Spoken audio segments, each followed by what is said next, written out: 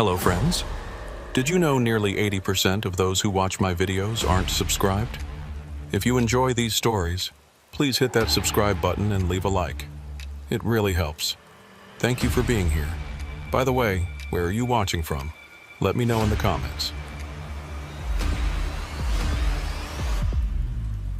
Thorne Merriweather pulled out of Thunder Bay at 10 minutes to 7 in the evening, and the weather forecast on his phone screen showed exactly what he'd been dreading for the past 2 hours. A low-pressure system was sweeping down from James Bay, bringing with it the kind of snow that turned Highway 17 into a white tunnel of uncertainty.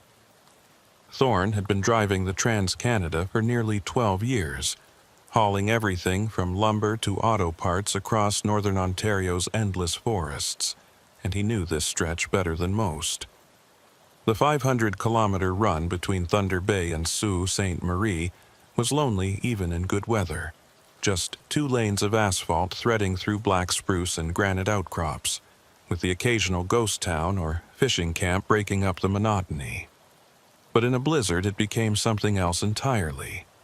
It became a test of nerves, equipment, and luck. His dispatcher had offered to push the delivery back a day, but Thorne had declined. He needed the miles, needed the paycheck, and more than that, he needed to prove to himself that he could still handle whatever the highway threw at him. That stubbornness was something his ex-wife had pointed out more than once during their marriage, usually right before she'd slam a door or leave the house for a few hours to cool off. Thorne pushed the thought away and focused on the road ahead, watching the first fat snowflakes appear in his headlight beams like moths drawn to flame. The radio crackled with traffic from other drivers, mostly complaints about visibility and road conditions, mixed with the occasional joke to keep spirits up. Thorne kept his CB volume low, but not off. Out here, that radio was more than just entertainment. It was a lifeline. By 8:30, the snow had thickened into a proper storm. Thorne's wipers beat a steady rhythm across the windshield, fighting to keep the glass clear, but it was a losing battle. Every few seconds, a gust of wind would blast snow across the highway, reducing visibility to almost nothing. He'd dropped his speed to 60 kilometers per hour, sometimes 50 when the gusts hit hardest, and he could feel the weight of his loaded trailer shifting slightly on the ice beneath his wheels. The highways department had been out with salt and sand earlier in the day, but it wasn't enough. Black ice was forming in patches, invisible and deadly, and Thorne knew that one wrong move could send his rig jackknifing across both lanes. He'd seen it happen to other drivers, good drivers, and he had no intention of becoming another cautionary tale on the trucker forums. Around kilometer marker 487, about an hour east of Nipigon, Thorne noticed something odd on his CB.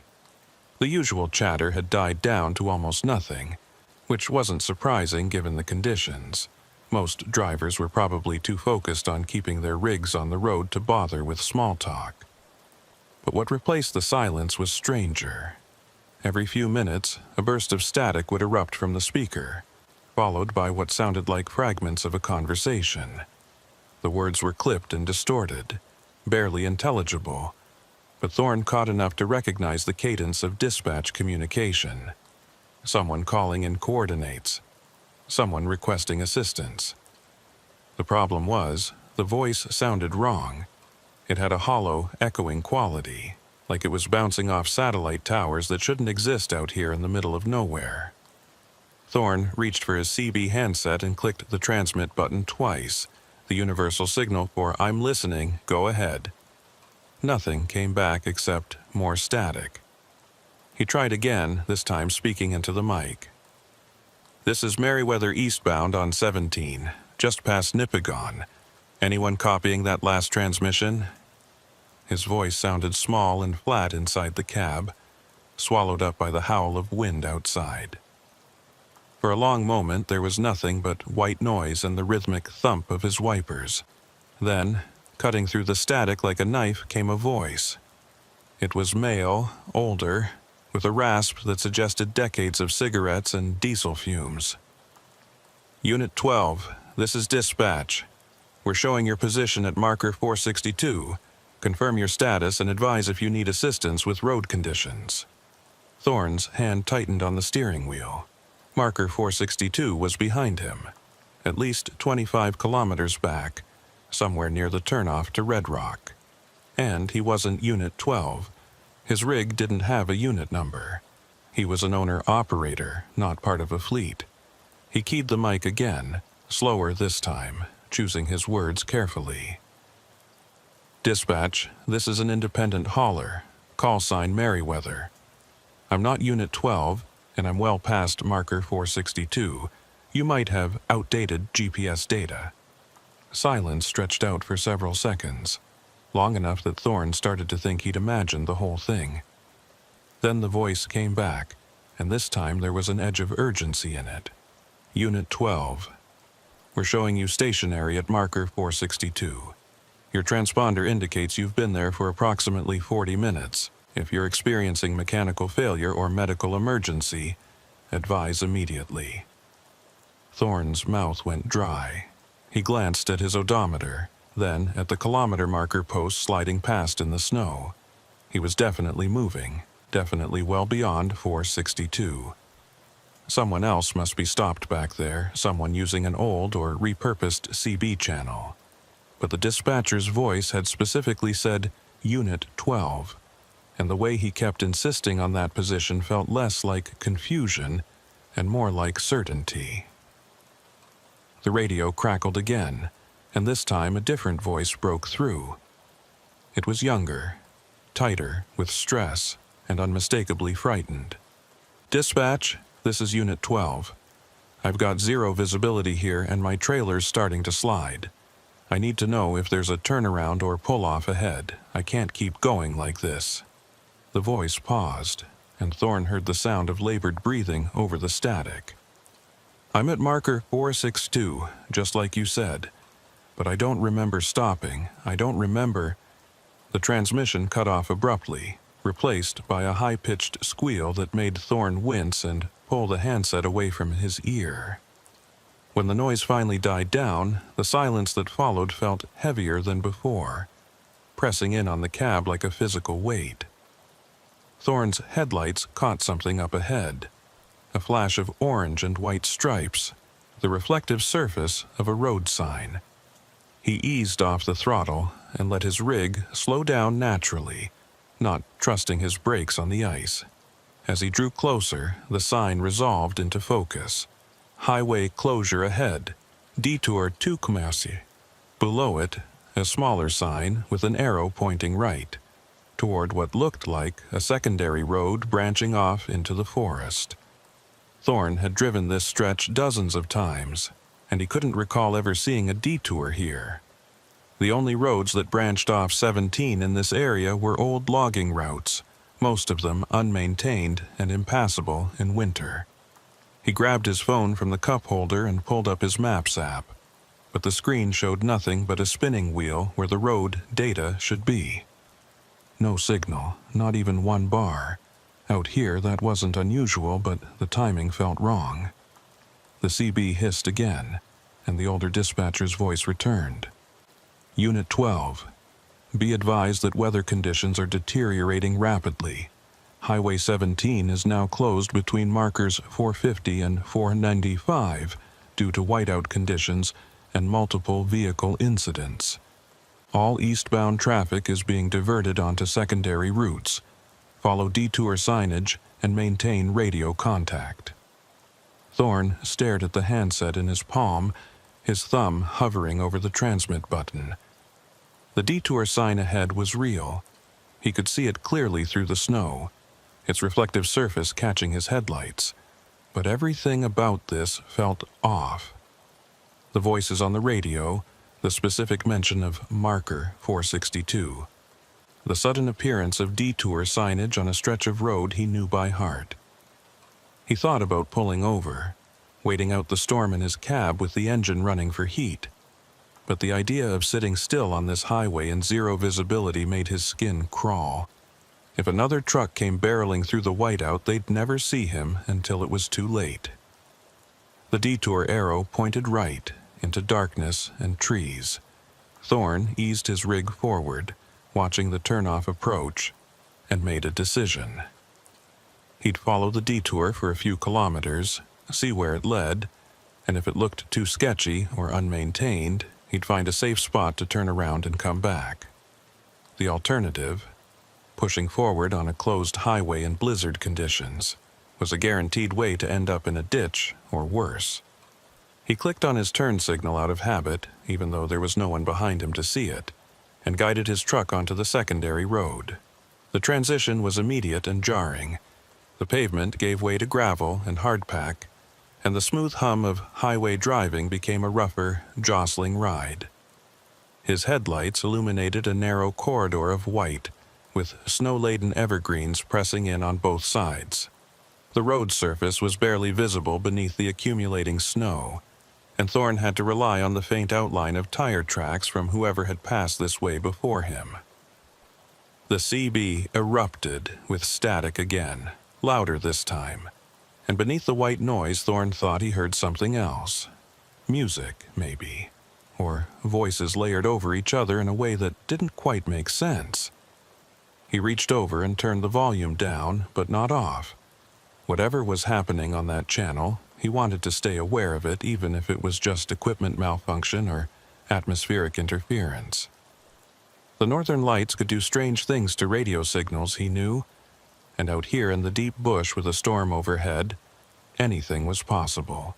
But the rational explanations felt thin and unconvincing, like trying to convince yourself that the shadow in your bedroom corner is just a coat rack when every instinct screams otherwise.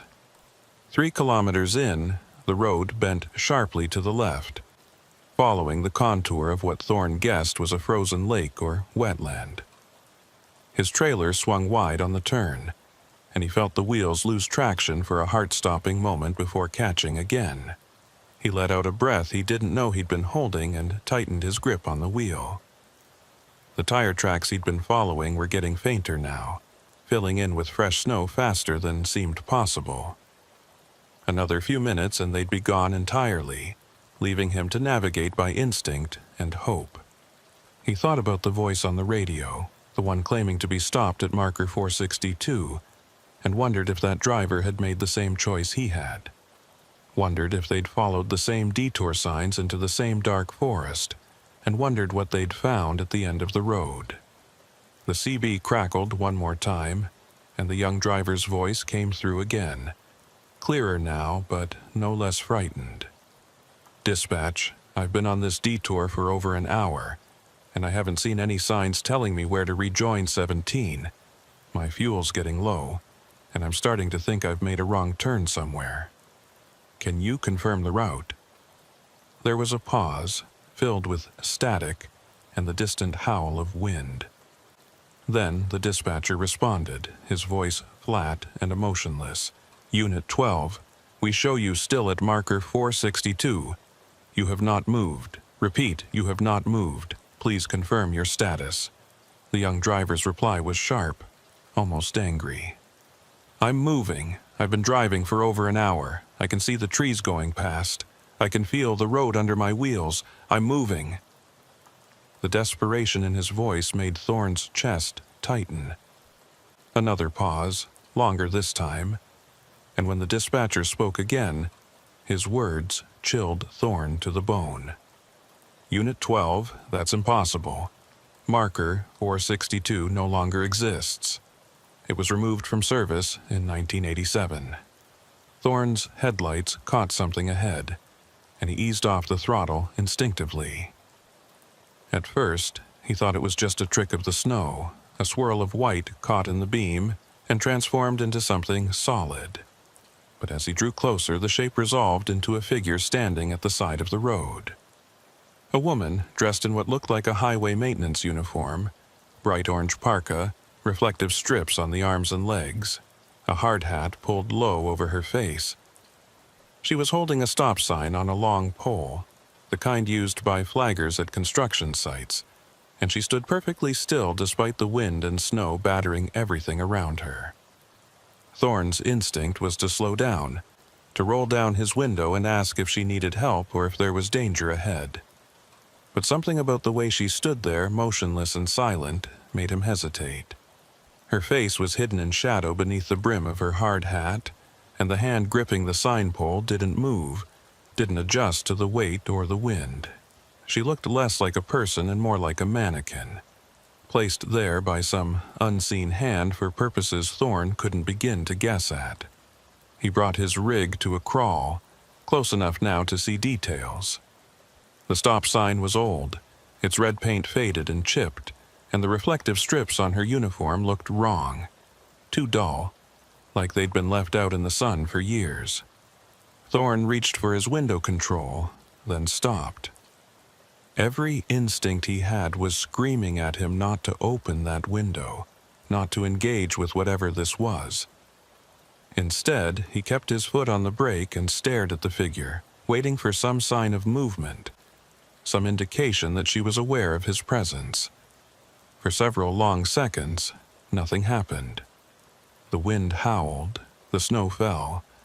The woman stood frozen in place, her stop sign held high like a warning or a threat. Then, slowly, almost imperceptibly, her head began to turn toward Thorne's cab. He didn't wait to see what was beneath that hard hat. He shifted into gear and pressed down on the accelerator, feeling his tires spin briefly on the snow before catching traction.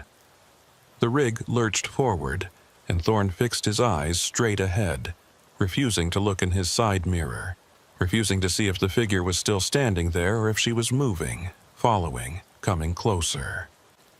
The CB crackled one final time as Thorne's truck picked up speed, the static now so loud it was almost painful. Through the noise, he heard the young driver's voice, fragmented and distorted. "I see lights ahead. I think, I'm almost back to the highway. Thank God. The transmission cut off with a sound like tearing metal, and then there was nothing but silence. Thorne's hands were shaking on the wheel, his breath coming in short, sharp gasps. He glanced at his dashboard clock and felt his stomach drop. It read 11:47 p.m. That couldn't be right. He'd left Thunder Bay at 7, and even accounting for the slow driving in the storm, he should barely be past 9:30 or 10 at the latest.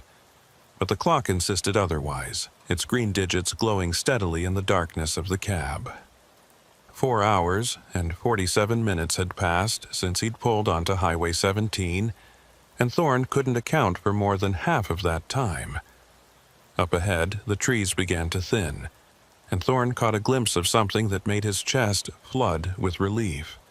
The orange glow of sodium vapor lights, the kind used to illuminate highway rest stops and service centers. He pressed harder on the accelerator, desperate to reach that light, to find other people and trucks and the blessed normalcy of a truck stop parking lot. The gravel road widened, smoothed out, and then suddenly he was back on pavement, real pavement, with painted lines and reflective markers. A sign flashed past on his right. "Welcome to Wawa, gateway to the north." Thorne's relief curdled into confusion. Wawa was at least 200 kilometers east of where he'd turned onto the detour. There was no way, no possible way, he'd covered that distance in the time that had passed. But the sign didn't lie, and as he guided his rig into the parking lot of a brightly lit Petro-Canada station, he saw other trucks lined up at the pumps, their drivers moving about in the cold like everything was perfectly normal. Thorne pulled into an empty spot, killed the engine, and sat in the sudden silence of his cab. His hands were still shaking. His mouth was dry.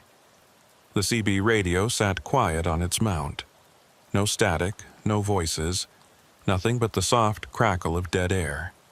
He looked at his logbook, the physical one he kept for backup, even though everything was digital now, and opened it to today's page. The last entry he'd made was at 7:15 p.m., noting his departure from Thunder Bay. He should have made another entry by now, recording his stop at the detour or his arrival here in Wawa. But the page was blank after that first line, as if the past 4 hours had simply vanished. Thorne picked up a pen, held it over the paper, and tried to think of what to write. How do you log time that doesn't make sense? How do you explain a detour that covers 200 kilometers of highway when it should have been a simple bypass? He climbed out of his cab, his legs stiff and unsteady, and walked toward the station's convenience store. The cold hit him like a slap, and he pulled his jacket tighter around his chest. Inside, the bright fluorescent lights and the smell of coffee and hot dogs felt surreal after the darkness and isolation of the past few hours. A young clerk stood behind the counter, scrolling through her phone, and she looked up when Thorne approached. "Rough night out there," she said, nodding toward the windows where snow was still falling steadily. "You coming from the west?" Thorne nodded, not trusting his voice yet. The clerk continued, oblivious to his discomfort. "Highway 17's been closed since about 8:30. Multiple pileups near Nipigon. You must have gotten through just before they shut it down." Thorne found his voice, though it came out rougher than he intended. "I took a detour. Signs said the highway was closed, directed me onto a secondary road." The clerk frowned, her finger pausing on her phone screen. "A detour? I haven't heard anything about detours. The closure notice just said all traffic was being turned back at the way station." She tapped her phone a few times, pulling up what looked like a highway information app. "Yeah, see? No detours listed. They're just telling people to wait it out or find a hotel." Thorne felt the floor tilt slightly beneath his feet. He steadied himself against the counter and tried to keep his voice calm. There were signs, big orange signs with arrows, directing eastbound traffic onto a secondary road. "I followed them for—" He stopped, unsure how to finish that sentence. "I followed them for a while." The clerk looked at him with something between concern and suspicion. "Are you okay? You look kind of pale. Do you need me to call someone?" Thorne shook his head quickly. No, I'm fine. Just need coffee. Strong coffee." He paid for the largest cup they had and walked back out to his truck, the steam rising from the cup in ghostly wisps. The parking lot was full now, at least 20 rigs lined up in neat rows, their drivers either sleeping in their cabs or gathered inside the station for warmth and company. Thorne climbed back into his own cab and pulled out his phone. Still no signal, which was strange given that he was in a town with visible cell towers. He tried calling his dispatcher anyway, just to leave a voicemail explaining the situation, but the call wouldn't connect. Just a spinning wheel on the screen and then an error message.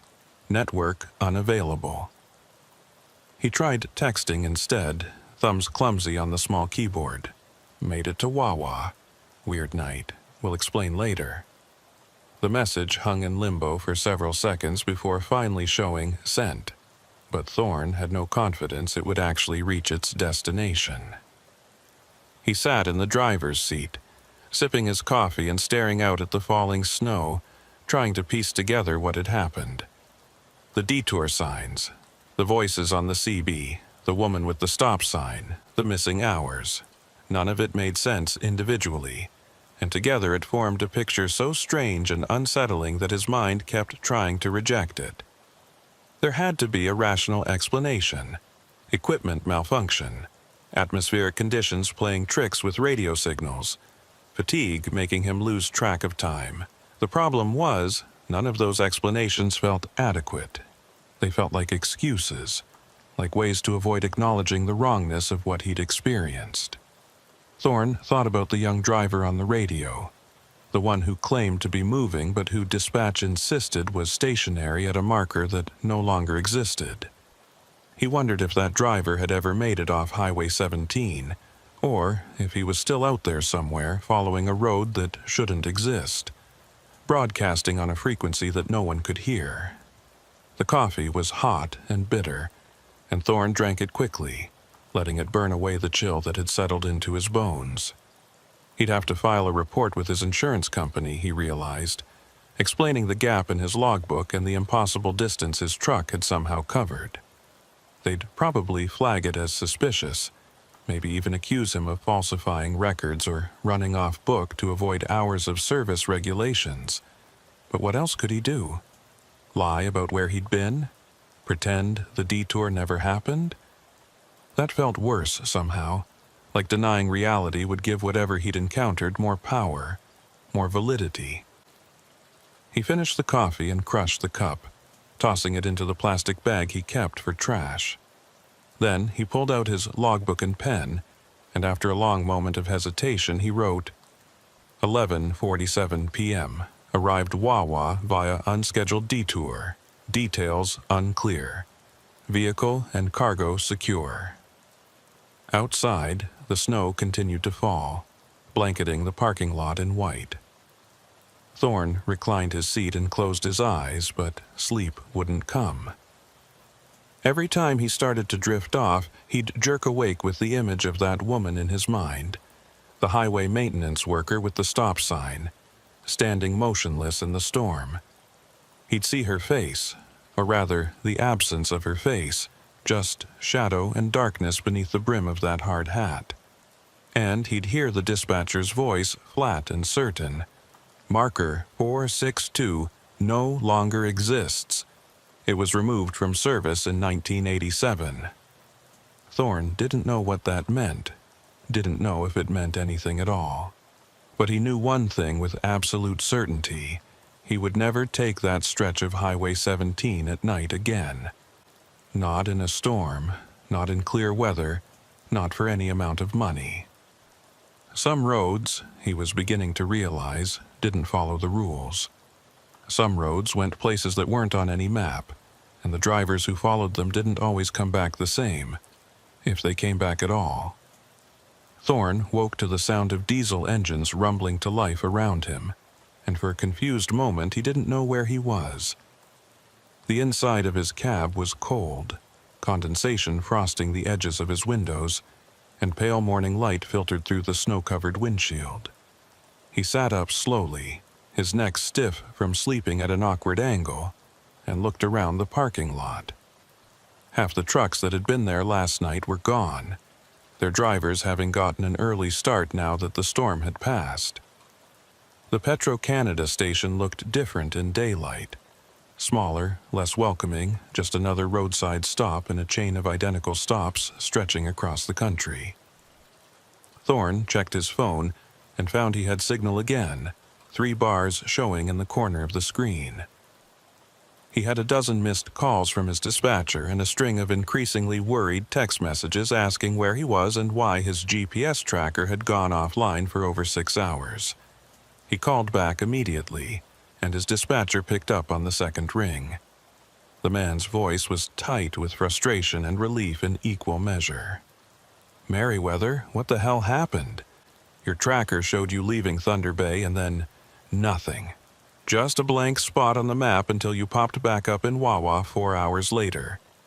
Did you have equipment failure?" Thorne rubbed his eyes, trying to organize his thoughts into something that wouldn't sound insane. "I hit the storm on 17, got diverted onto a detour because of highway closure. My phone lost signal, GPS must have cut out. I made it to Wawa and pulled in here to wait out the weather." There was a long pause on the other end of the line, and Thorne could hear the clicking of computer keys. "I'm not showing any official detour on Highway 17 last night. The highway was closed at Nipigon, yeah, but all eastbound traffic was being turned around and sent back west. No detours were authorized." Thorne's grip tightened on his phone. There were signs. Big orange reflective signs with arrows. I followed them because I wasn't going to sit in whiteout conditions on a closed highway. More clicking sounds, and then his dispatcher's voice came back, quieter now, more concerned. "Thorne, listen to me carefully.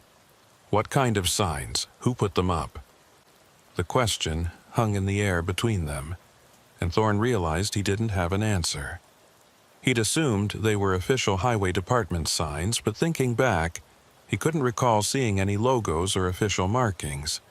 Just orange and white, arrows pointing into the darkness. "I don't know," he admitted finally. "I thought they were legit. They looked real enough." His dispatcher sighed, the sound crackling through the phone's speaker. "Look, I'm going to need you to file a detailed incident report when you get to your delivery point. The client's already pissed about the delay, but I can smooth that over. What I can't explain is a 6-hour GPS blackout and 200 kilometers covered in half the time it should have taken. That's going to raise flags with the insurance company and maybe with the MTO if they decide to look into it." Thorne ended the call feeling worse than before, and he sat in his cab staring at the dashboard instruments as if they might provide some answers. His tachograph, the digital device that recorded his driving hours, speeds, and distances, showed a strange gap in its data logs. According to the readout, he'd been driving continuously from 7:15 p.m. until 11:47 p.m., covering 237 kilometers at an average speed that shouldn't have been possible given the storm conditions. But the weird part was the fuel consumption data. His tank level showed almost exactly what it should have for the distance traveled, which meant his engine had been running, his wheels had been turning, and yet somehow he'd moved through space faster than the conditions should have allowed. Thorne pulled out his paper logbook again and flipped back through previous entries, looking for something, anything that might make sense of what had happened. His eyes landed on an entry from 3 weeks ago, a note he'd scribbled in the margins while waiting at a truck stop in Kenora. Talked to old-timer about Highway 17 ghost stories. Said there used to be a marker 462 near Red Rock, site of bad accident in the 80s. Marker removed after families complained. The memory came flooding back now. He'd been having coffee in a diner when an elderly trucker at the next table overheard him talking about his route and struck up a conversation. The old man had been driving Northern Ontario routes since the 1970s, back when the Trans-Canada was still being upgraded and expanded, and he'd told Thorne about a massive pile-up that had happened during a November blizzard in 1986. 7 vehicles involved, including 3 transport trucks, and the final death toll had been 14 people. The accident happened at a spot marked by kilometer post 462, and in the aftermath, families of the victims had petitioned to have the marker removed and renumbered. They didn't want a permanent reminder of where their loved ones had died, didn't want other drivers slowing down to gawk at the site. The highway department had complied, and marker 462 simply ceased to exist. The road went from 461 to 463, with that kilometer of asphalt becoming a kind of official blank space on the map. Thorne hadn't thought much about the story at the time. Every highway had its share of tragedy and ghost stories, and he'd heard dozens of them over the years. But now, remembering the voice on the CB radio insisting that Unit 12 was stopped at marker 462, the story took on a darker significance. He pulled out his phone and did a search for Highway 17 Accident 1986 Red Rock, and the results that came back made his stomach clench. There had indeed been a major accident, and the details matched what the old trucker had told him. But there was one additional piece of information that Thorne hadn't heard before. One of the trucks involved in the pileup had been hauling chemicals, and the impact had ruptured the tank, spilling its contents across the highway and into the surrounding forest. The chemical was never fully identified in the news reports, just described as hazardous industrial solvent, but the cleanup had taken weeks and required the highway to be closed for an extended period. Thorne scrolled through more search results and found a scanned newspaper article from 1987 discussing the marker removal and the memorial service held for the victims. At the bottom of the article was a list of names, and one of them made Thorne's blood run cold. Elgin Rousseau, 53, dispatcher for Northern Ontario Transport Services. Thorne stared at the name, trying to convince himself it was a coincidence, but his hands had started shaking again. The voice on the CB, The one that had been communicating with Unit 12 had sounded exactly like what Thorne would imagine a veteran dispatcher to sound like.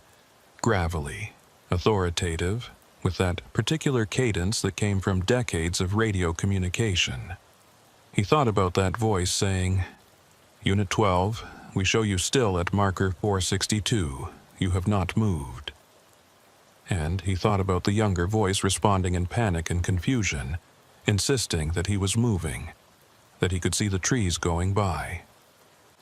Thorne closed the browser on his phone and took several deep breaths, trying to slow his racing heart. There had to be an explanation. Radio signals bouncing off the ionosphere could pick up transmissions from years or even decades ago under the right atmospheric conditions. He'd heard about that phenomenon, something called skip, or propagation, where CB signals traveled thousands of miles and arrived delayed and distorted. But that didn't explain the detour signs, or the woman with the stop sign, or the missing hours in his logbook. It didn't explain how he'd covered 200 kilometers in conditions that should have kept him crawling at 50 kilometers per hour. Thorne climbed out of his cab and walked into the Petro-Canada station, needing to move, needing to be around other people. Inside, the same clerk from last night was still behind the counter, though she looked exhausted and ready for her shift to end. She gave him a tired smile as he approached.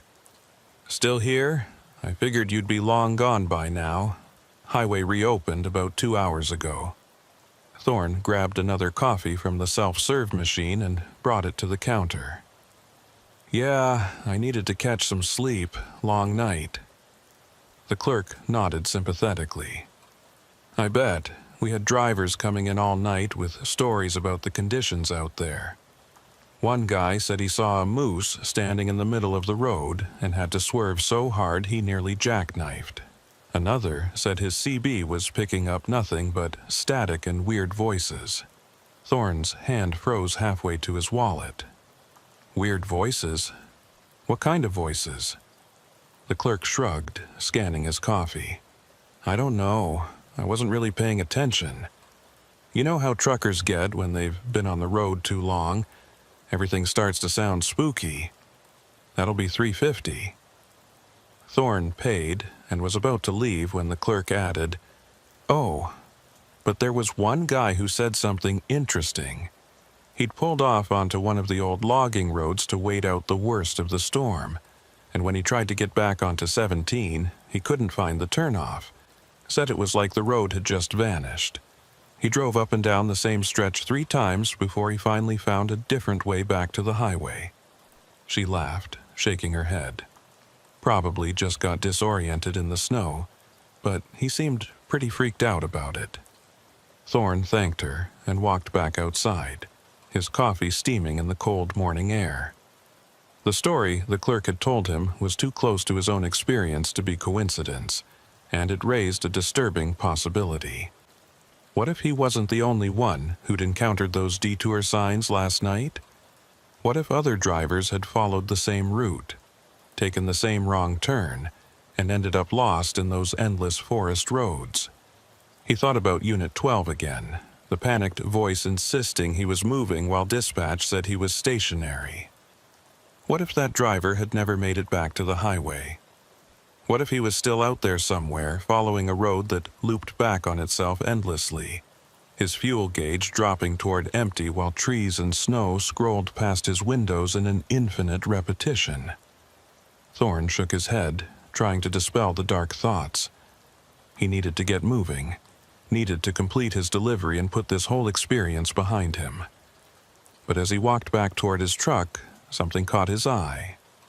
There was a vehicle parked at the far end of the lot, partially hidden behind a snowbank. It was an older pickup truck, painted in the yellow and orange colors of the Ontario Highway Maintenance Department, with rust eating through the wheel wells and a layer of snow covering its windshield. What made Thorne stop and stare was the figure sitting in the driver's seat. Even through the snow-covered window he could make out the silhouette. A person wearing what looked like a hard hat, sitting perfectly still, not moving at all despite the fact that the truck's engine clearly wasn't running.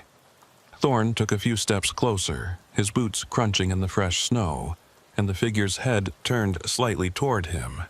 For just a moment, he thought he saw the same shadowed face from last night, the absence of features beneath the brim of that hard hat. But then a gust of wind blew snow across the parking lot, momentarily obscuring his view, and when it cleared, the truck was empty. No figure in the driver's seat, no sign that anyone had been there at all. Just an abandoned maintenance vehicle, probably left there months or even years ago and forgotten. Thorne stood frozen for several long seconds, staring at the empty truck before forcing himself to turn away and continue toward his own rig. His imagination was running wild now, seeing patterns and connections where none existed. Lack of sleep and stress were making him paranoid, that was all. He needed to get back on the road, complete his delivery, and take a few days off to clear his head. He climbed into his cab and started the engine, letting it warm up while he checked his route one more time. The delivery was in Sault Ste. Marie, still another 200 kilometers east on Highway 17. Under normal conditions, it would be an easy 3-hour drive, but given the road conditions and the fact that plows were probably still working to clear last night's accumulation, he was looking at 4 or 5 hours minimum. Thorne pulled out of the parking lot and merged back onto the Trans-Canada, heading east into the pale morning light. The highway had been plowed since the storm, but there was still packed snow on the shoulders and black ice lurking in the shadows where the sun hadn't reached yet. He kept his speed conservative, staying in the right lane and letting faster traffic pass him when they wanted to. The CB radio crackled occasionally with traffic from other drivers, normal conversations about road conditions and weather forecasts, nothing strange or unsettling. Thorne kept the volume low but audible, part of him still listening for that dispatcher's voice, for any sign that he hadn't imagined the whole thing. About 40 minutes east of Wawa, Thorne passed a highway maintenance depot set back from the road.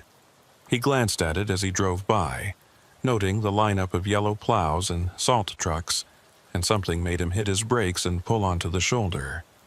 He sat there with his 4-ways flashing, staring at the depot through his passenger window, trying to figure out what had caught his attention. Then he saw it. Parked among the other maintenance vehicles was a truck identical to the one he'd seen in the Petro-Canada parking lot. Same yellow and orange paint scheme, same rust patterns, same model and year by the look of it.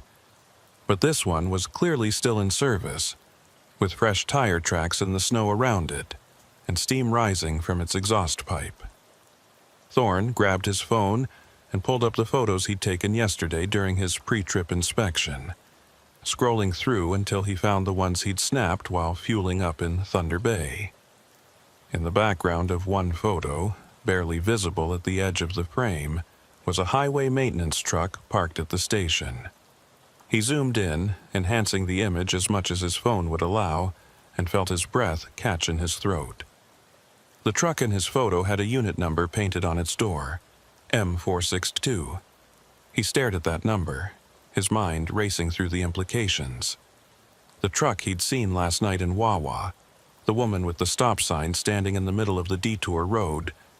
What if they were connected to that long-ago accident at marker 462? What if Maida Kincross, whoever she was, had been part of the cleanup crew or the investigation team, and something about that night in 1986 had left an imprint on the highway itself? Thorne didn't believe in ghosts, had never put much stock in supernatural explanations for things, but he was running out of rational alternatives. The evidence in front of him, the radio transmissions, the impossible detour, the missing time, the maintenance truck appearing and disappearing, pointed toward something that operated outside the normal rules of cause and effect. Something that existed in the gaps between one moment and the next, in the blank spaces on the map where marker 462 used to be. He pulled back onto the highway and continued east, but he couldn't shake the feeling that he was being watched. Every time he checked his mirrors, he half expected to see that yellow maintenance truck following him, or the woman with the stop sign standing at the side of the road. The kilometers ticked by slowly, each one feeling heavier than the last, and Thorne found himself counting down the distance to Sault Ste. Marie like a mantra. 160 kilometers, 140, 120. Every marker he passed felt like a small victory, proof that he was still moving forward in real time and real space. But the anxiety didn't ease, and by the time he finally saw the city limits sign for Sault Ste. Marie, his shoulders were tight with tension, and his hands ached from gripping the steering wheel too hard. He made his delivery without incident, backing his trailer up to the loading dock and waiting while the warehouse crew unloaded his cargo. The normalcy of it all. The forklift operators chatting about hockey scores, the supervisor checking items off on his clipboard, the smell of diesel and cardboard, helped ground him in the present moment. When the paperwork was signed and his trailer was empty, Thorne drove to a truck stop on the outskirts of the city and parked in a spot near the main building where there were plenty of other trucks and people around. He wasn't ready to be alone in his cab again, wasn't ready to face the silence and the questions that came with it. Inside the truck stop restaurant, he ordered a full breakfast even though it was past lunchtime. Eggs, bacon, hash browns, toast, and coffee. The food was mediocre at best, but it was hot and substantial, and eating it gave him something to focus on besides the events of the previous night. At the next table over, two truckers were deep in conversation, and Thorne couldn't help but overhear fragments of what they were saying. Heard from Kovacs that Highway 17 was a nightmare last night, one of them said, a heavy-set man with a salt and pepper beard. Multiple closures, accidents everywhere. He said some guys are reporting weird stuff on their CB radios, like old transmissions from years ago coming through. The other trucker, younger, with a baseball cap pulled low over his eyes, laughed. Kovac is full of shit. Next, he'll be telling us about UFOs and Bigfoot. But the bearded man shook his head seriously. Nah, man, I'm telling you. Something strange happens on that stretch of road during bad storms. I've heard stories going back decades. Drivers seeing things that aren't there, losing time, ending up miles from where they should be. There's something about the geography out there, the way the rock formations, and the lakes and the magnetic fields all line up. It plays tricks on your instruments, on your perception. The younger trucker wasn't buying it. So, what? You think the highway is haunted or something? The bearded man shrugged. I don't know what I think. All I know is I've been driving this route for 20 years, and I've learned to respect it. Especially that stretch between Nipigon and Wawa. You don't take chances there, you don't push your luck, and if something feels wrong, you pull over and wait it out. Thorne wanted to lean over and tell them everything that had happened to him.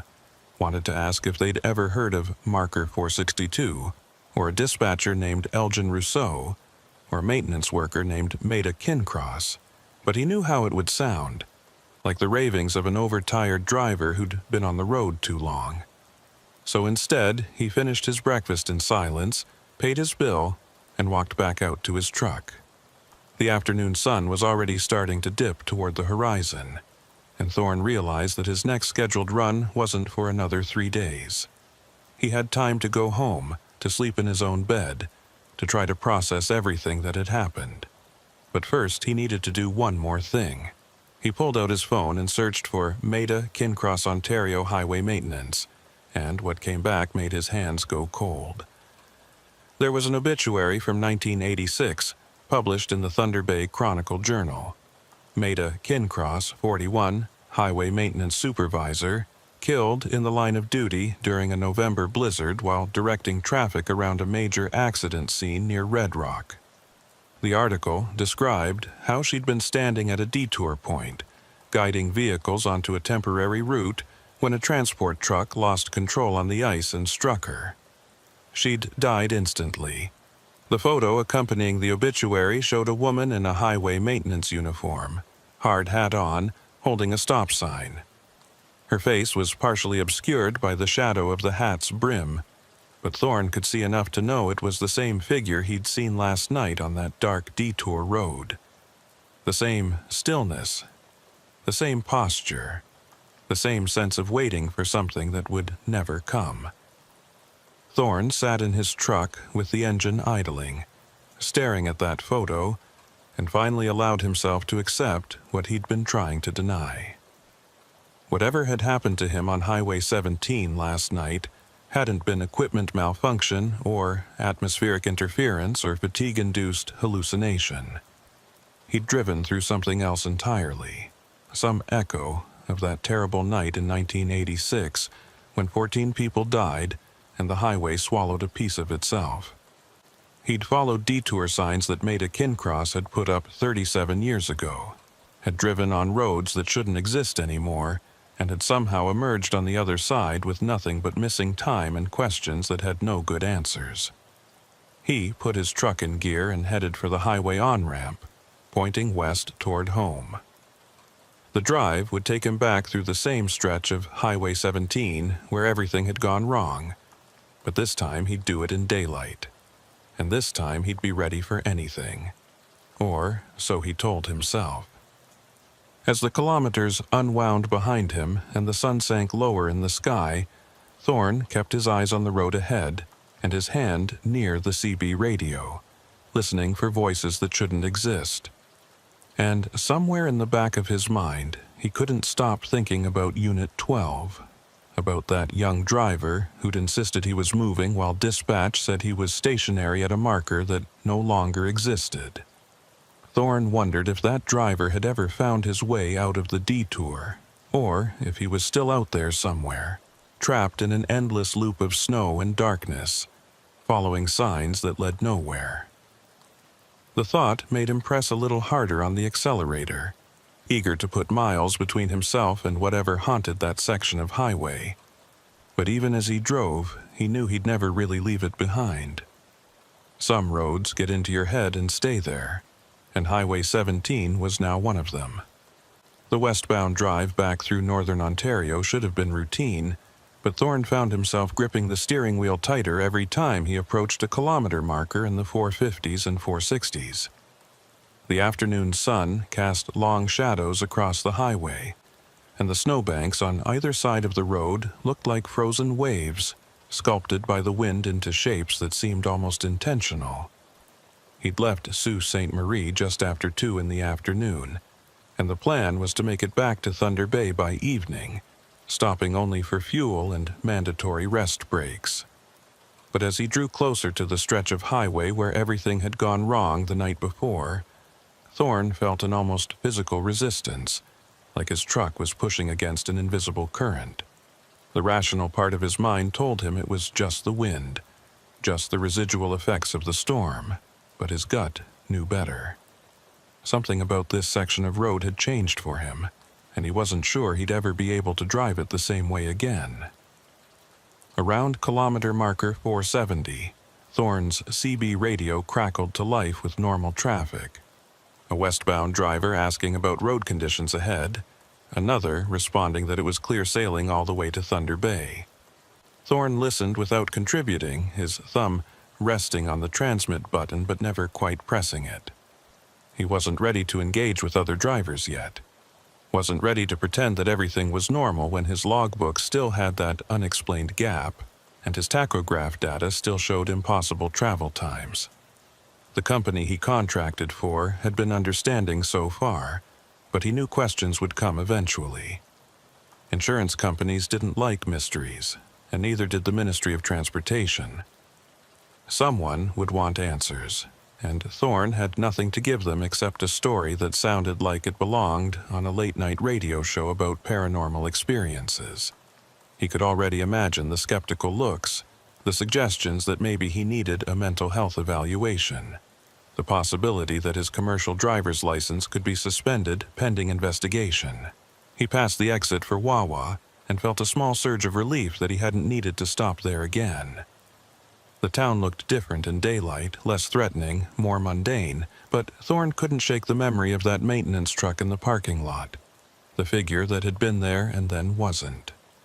He checked his mirrors compulsively now, scanning for yellow vehicles, for anyone who might be following him, and he knew the paranoia was getting worse rather than better. This was how accidents happened, he reminded himself. This was how good drivers ended up in ditches, or worse, because they were too distracted by their own thoughts to focus on the road. Thorne forced himself to take a deep breath and consciously relax his shoulders.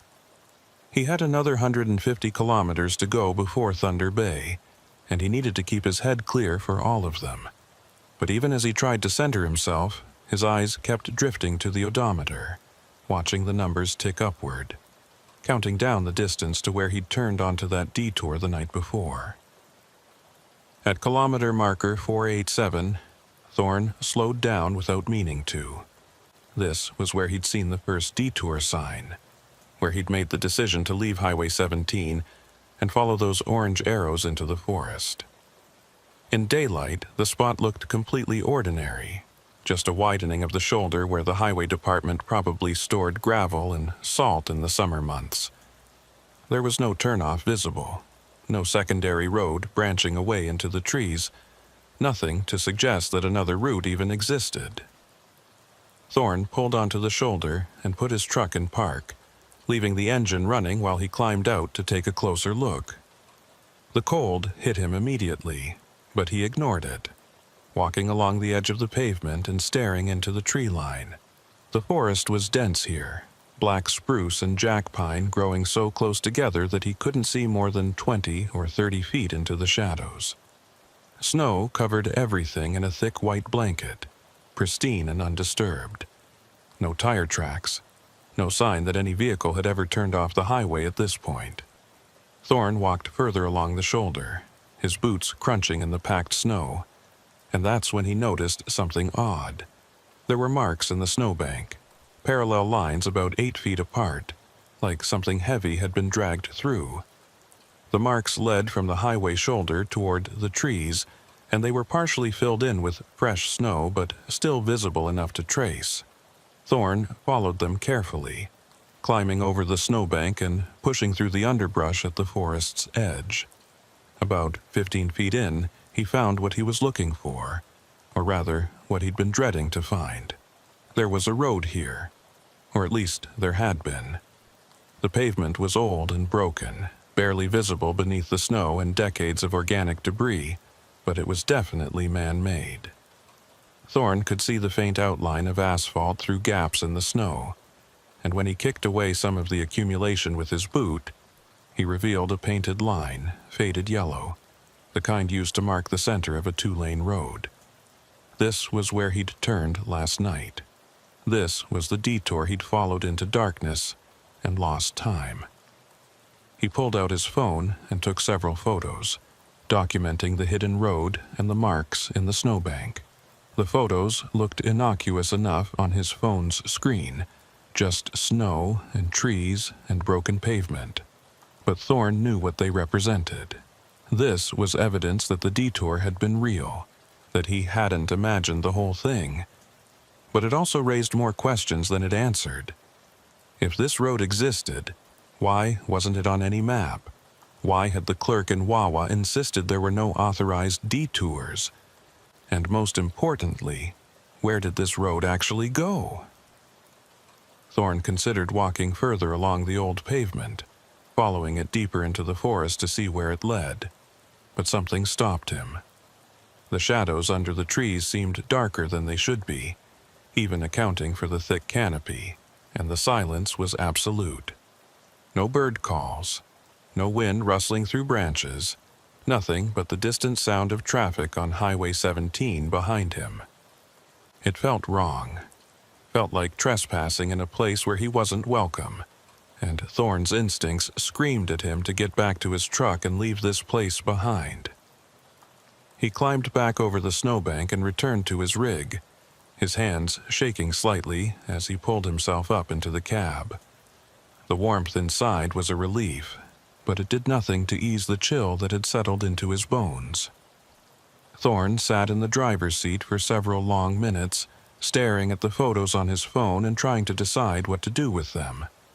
He could send them to his dispatcher, could file them with his incident report and let someone else figure out what they meant. But what if that led to more questions he couldn't answer? What if it led to investigations and interviews and eventually to losing his license because no one believed his story? The alternative was to delete the photos and say nothing, to pretend the detour had been a figment of storm-induced confusion, and to carry the weight of what he'd experienced alone. Neither option felt right. But Thorne wasn't sure he had the strength to fight for the truth when the truth itself was so slippery and strange. He pulled back onto the highway and continued west, but his mind kept returning to that hidden road and the question of where it went. According to his tachograph, he'd driven for over 4 hours on that detour, covering more than 200 kilometers at speeds that shouldn't have been possible on an old logging road in the middle of a blizzard. The math didn't work, the physics didn't work, and yet his truck's instruments insisted it had happened. Thorne thought about the maintenance worker he'd seen standing in the middle of the road, Maida Kincross in her orange parka and hard hat, holding that stop sign like a barrier between one world and another. He thought about the obituary he'd found, the description of how she'd died directing traffic around an accident scene. What if she was still doing that even now? What if some part of her remained at her post, still trying to save drivers from the same fate that had killed 14 people in 1986? The idea should have been comforting in a strange way, but instead it filled Thorne with a deep sadness. If his theory was right, then Maida Kincross had been trapped on that road for 37 years, reliving the same terrible night over and over, unable to rest or move on. About 20 kilometers past the hidden turnoff, Thorne's CB radio erupted with a burst of static so loud and sudden that he nearly swerved into the other lane. He reached over and turned down the volume, but the static continued, punctuated now by that same hollow voice he'd heard the night before. Unit 12, this is dispatch. Your transponder shows anomalous readings. Please confirm your current kilometer marker and direction of travel. Thorne's blood went cold. He grabbed the handset, almost dropping it in his haste, and keyed the transmit button. This is Merriweather, westbound at marker 468. Who is this? What frequency are you broadcasting on? The static intensified for a moment, then cleared slightly, and the dispatcher's voice came through with eerie clarity. Merriweather, you are not authorized on this channel. Please switch to public frequency and maintain radio silence. Before Thorne could respond, a different voice cut in. Younger. Panicked. The same one from last night. I can see lights behind me now. Someone's following me. Dispatch, there's another vehicle on this road and they're gaining on me fast. Thorne's eyes shot to his mirrors, scanning the highway behind him, but there was nothing there except empty pavement and the last light of the setting sun. The voice on the radio continued, breathless and terrified. They're right on my bumper now. They're flashing their lights. I don't know what they want. The transmission cut off with a sound like tearing metal, the same sound Thorne had heard last night, and then there was nothing but the soft hiss of dead air. Thorne stared at the CB radio, his heart hammering in his chest, and without thinking he pressed the transmit button again. Unit 12, if you can hear me, get off that road. Find a place to turn around, get back to the highway. That road doesn't go anywhere good. Silence stretched out for what felt like an eternity, and Thorne was about to try again when a response crackled through. Who is this? How do you know about the road? The young driver's voice was suspicious now, edged with fear and confusion. Dispatch said I was the only unit in this sector. Thorne chose his words carefully, aware that he might be talking to an echo, a recording, something that existed outside normal time. My name is Thorne Merriweather. I'm a trucker, same as you. I drove that same detour last night during the storm, and I made it out. You can too, but you need to turn around now. Another long pause, and when the voice came back it sounded younger than before, almost childlike in its vulnerability. "I don't know how to turn around. The road's too narrow, and there's something wrong with my instruments. My GPS is showing me in the middle of Lake Superior, and my odometer stopped working about an hour ago. I don't even know how much fuel I have left." Thorne's grip tightened on the handset. "Listen to me very carefully. Stop your truck wherever you are right now. Don't drive any further. Set your parking brake and turn on your four-ways. Can you do that?" He heard the sound of air brakes hissing through the static, then the young driver's voice again. "Okay, I'm stopped. Now what?" Thorne wasn't sure how to answer that question. He'd made it out of the detour, but he didn't know how or why. He'd just kept driving until the road deposited him back on Highway 17, hours and kilometers from where he should have been. But he couldn't tell this other driver to do the same thing, couldn't encourage him to keep going when the road itself might be the trap. "Stay where you are," Thorne said finally. "Stay in your cab, keep your engine running for heat, and wait. Someone will come for you." Even as he said it, he wasn't sure he believed it. Who would come? The highway department didn't know about that road. Dispatch couldn't track transponders that showed impossible locations. And if the young driver was actually calling from 1986, trapped in the same loop as Elgin Rousseau, and made a kin cross, then no help was coming. No help had ever come. The realization hit Thorne like a physical blow, and he pulled onto the shoulder again, unable to continue driving while his mind raced through the implications.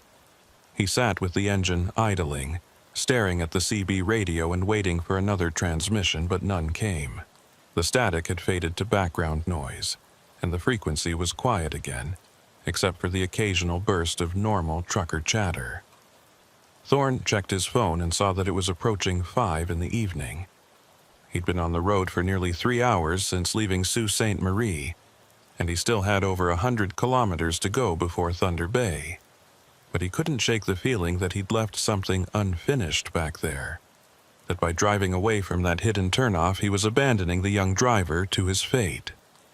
Thorne grabbed his logbook and flipped back through the pages, looking for the entry he'd made 3 weeks ago after talking to that old-timer in Kenora. The trucker's name had been... he couldn't remember, but there'd been a phone number scrawled in the margin, a contact for anyone who wants to hear more stories about Highway 17. Thorne found the number and dialed it, not knowing what he'd say but needing to talk to someone who might understand. The phone rang 4 times before an elderly man's voice answered, rough with age and cigarettes. "Yeah?" Thorne took a breath, organizing his thoughts. "My name is Thorne Merriweather. We talked a few weeks ago at a truck stop in Kenora. You told me about the accident at marker 462, about how the marker got removed." There was a long pause on the other end, and Thorne heard the sound of a door closing and footsteps on what sounded like a wooden floor. "I remember you," the old man said finally. "You're the one who was asking about the old routes. What's happened?" Thorne told him everything. The storm, the detour signs, the voices on the CB, finding the hidden road, hearing Unit 12's transmissions again today. He expected skepticism or dismissal, but instead the old man just listened in silence until Thorne ran out of words. Then he sighed, a sound heavy with old grief and resignation. "You drove the ghost road," the old man said. "I've heard about it from maybe half a dozen drivers over the years. Most of them don't talk about it, don't want people thinking they've lost their minds, but it's real, or real enough anyway." Thorne's hand tightened on his phone. "What is it? What's actually happening out there?" The old man was quiet for a moment, and when he spoke again, his voice was careful, measured. "Near as I can figure, that accident in '86 did something to the highway. Maybe it was the chemicals that spilled. Maybe it was just the sheer amount of death and suffering concentrated in one spot. But that stretch of road between Nipigon and Wawa, it's not entirely stable anymore. During bad storms, when conditions match what they were like that night, the road remembers. It plays back what happened, and sometimes drivers get caught up in it. They take a detour that existed 37 years ago, follow emergency signs that were put up by people who are long dead, and when they come out the other side, if they come out, they've lost time and distance in ways that don't make sense. Thorne thought about his tachograph readings, his GPS blackout, the impossible average speed. But I made it through. I made it back to normal road. You did, the old man agreed. Not everyone does. There's at least 3 drivers I know of who went into that detour and never came out. Their trucks were found eventually, sometimes months later, but always way off in the bush where they shouldn't have been able to drive. Empty tanks, no sign of the drivers themselves, just abandoned rigs with logbooks that told impossible stories. Thorne felt his stomach twist. What about Unit 12? The driver I heard on the radio, is he real? The old man's voice dropped lower, and Thorne had to press the phone harder against his ear to hear him. There was a driver named Paul Gagnon who disappeared during that storm in 1986. He was hauling electronics from Toronto to Thunder Bay, rookie driver on his first winter run. Last anyone heard from him was around 11 at night, calling in his position at marker 462 and saying visibility was 0. They found his truck 3 months later, about 40 kilometers north of the highway, buried in snow. Fuel tank was bone dry, but the odometer showed he'd driven over 500 kilometers after his last check-in. Impossible distance, impossible route. His body was never found. Thorne closed his eyes, and in his mind he could see that young driver sitting in his cab, watching his fuel gauge drop toward empty, following a road that went nowhere. "Is he still out there?"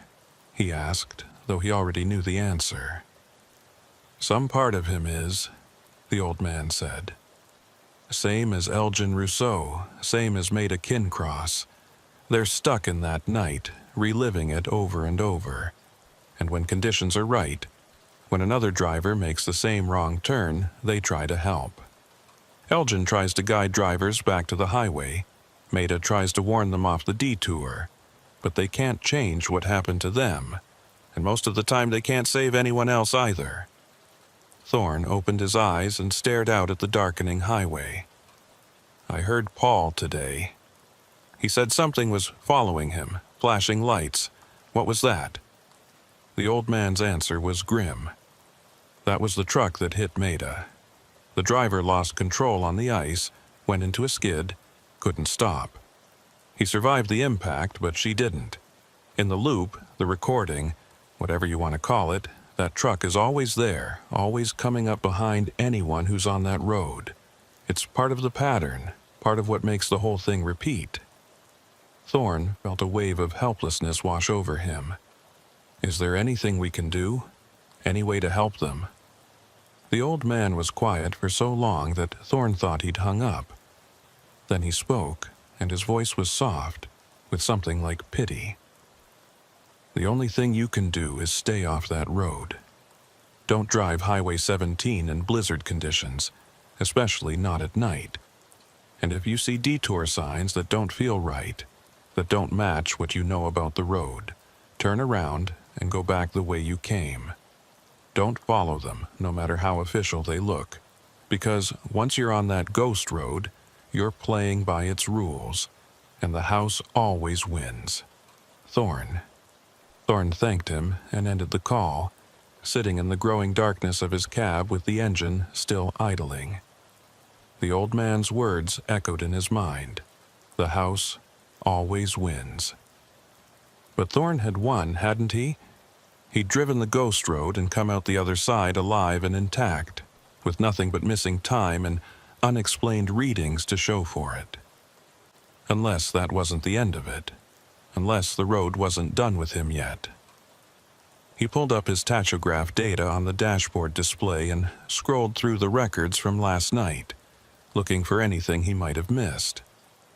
The gap in the data was still there, that 4-hour window where his truck had apparently been both moving and stationary, covering distance at speeds that violated physics. But as he examined the readout more closely, Thorne noticed something new. At the exact moment when his GPS had come back online and his truck's position had reappeared in Wawa, there was a notation he hadn't seen before. It was just a single line of text in the error log, printed in small font at the bottom of the screen. Geofence breach. Unauthorized zone entry detected. Location data corrupted. Thorne stared at that message, his mind racing. Geofencing was technology that created virtual boundaries and triggered alerts when a vehicle entered or left a defined area. His truck's GPS system had basic geofencing for border crossings and way station approaches, but he'd never seen it trigger an unauthorized zone alert before. He hadn't even known his system could generate that kind of message. He tapped the screen, trying to access more details about the error, but the system just displayed a loading icon that spun endlessly without resolving. After a minute of waiting, Thorne gave up and switched back to the main display. But the seed of an idea had been planted. What if his truck's GPS had detected something last night, some boundary or zone that shouldn't exist?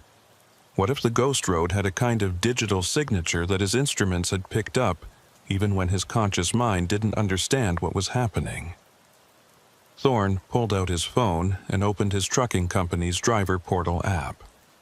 Every truck in the fleet had its movements tracked and recorded, and drivers could access their own data through the app for logbook verification and route planning.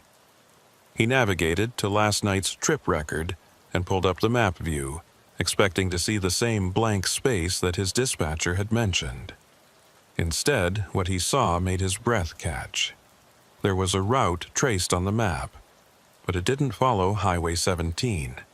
Instead, it showed his truck veering off the main highway at marker 487 and following a thin gray line that wound north and east through areas marked as Crownland, no public access. The gray line meandered through the digital forest for what looked like hundreds of kilometers, twisting and turning in ways that no real road would, before finally reconnecting with Highway 17 at Wawa. Thorne zoomed in on the route, trying to see more detail, but the gray line stayed stubbornly vague, with no street name or route number attached to it. It was just there, a ghost in the mapping data, proof that his truck had traveled somewhere that officially didn't exist. He took screenshots of the map, saving them to his phone's memory, and then tried to zoom in further on the point where his route had left the highway. As the map expanded, more details appeared. A notation in small text that read, Historical Route 17A, decommissioned 1987, no maintenance. Thorne felt his pulse quicken. Route 17A. That was the detour he'd followed, the road that had deposited him in Wawa hours and kilometers from where he should have been. But if it was decommissioned in 1987, why did it still exist in his GPS data? Why could his truck navigate it successfully enough to record a complete route? He saved the screenshots and then opened his photo gallery, pulling up the images he'd taken earlier of the hidden road at marker 487. When he looked at them now, with the knowledge of what that road was, the photos took on a darker quality. The broken pavement, the faded yellow line, the marks in the snow that suggested recent passage, all of it pointed to a road that existed in multiple states at once. Physically present, but officially absent, decommissioned, but still navigable. Dead, but not yet buried. Thorne thought about Paul Gagnon driving that road in 1986, following what he thought was a legitimate detour around an accident scene, and ending up 40 kilometers off course with an empty tank and no way home.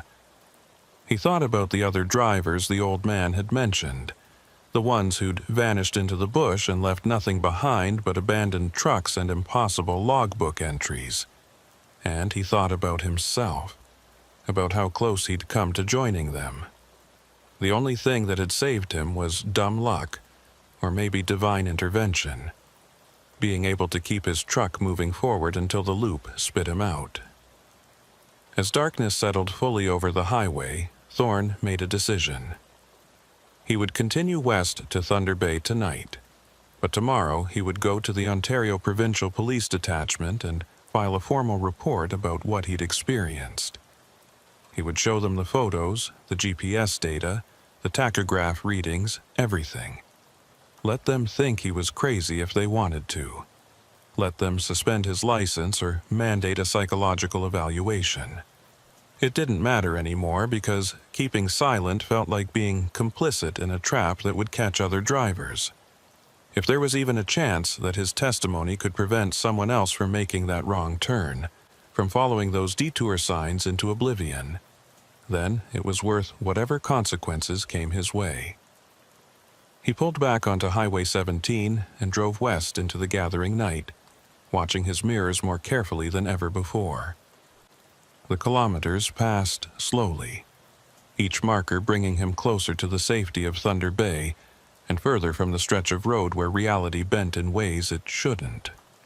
But even as distance accumulated behind him, Thorne couldn't shake the feeling that he was still connected to that place, still tied to the ghost road by invisible threads that would never fully break. His CB radio remained quiet for the rest of the drive. No static, no phantom voices, just the normal chatter of drivers discussing weather and traffic. But Thorne kept the volume up anyway, listening for any sign that Paul Gagnon or Elgin Rousseau or Maida Kincross might break through again. Some part of him hoped they would. Hoped he could hear confirmation that they were still out there, still trying to save others from their fate. But another part of him, the part that wanted to sleep soundly again and drive without fear, hoped for nothing but silence. The highway stretched ahead, reflective markers glowing in his headlights like a runway leading home, and Thorne followed them with the determination of a man who'd seen behind the curtain of normal reality and didn't much like what he'd found there. Tomorrow would bring questions and consequences, but tonight he just needed to make it home.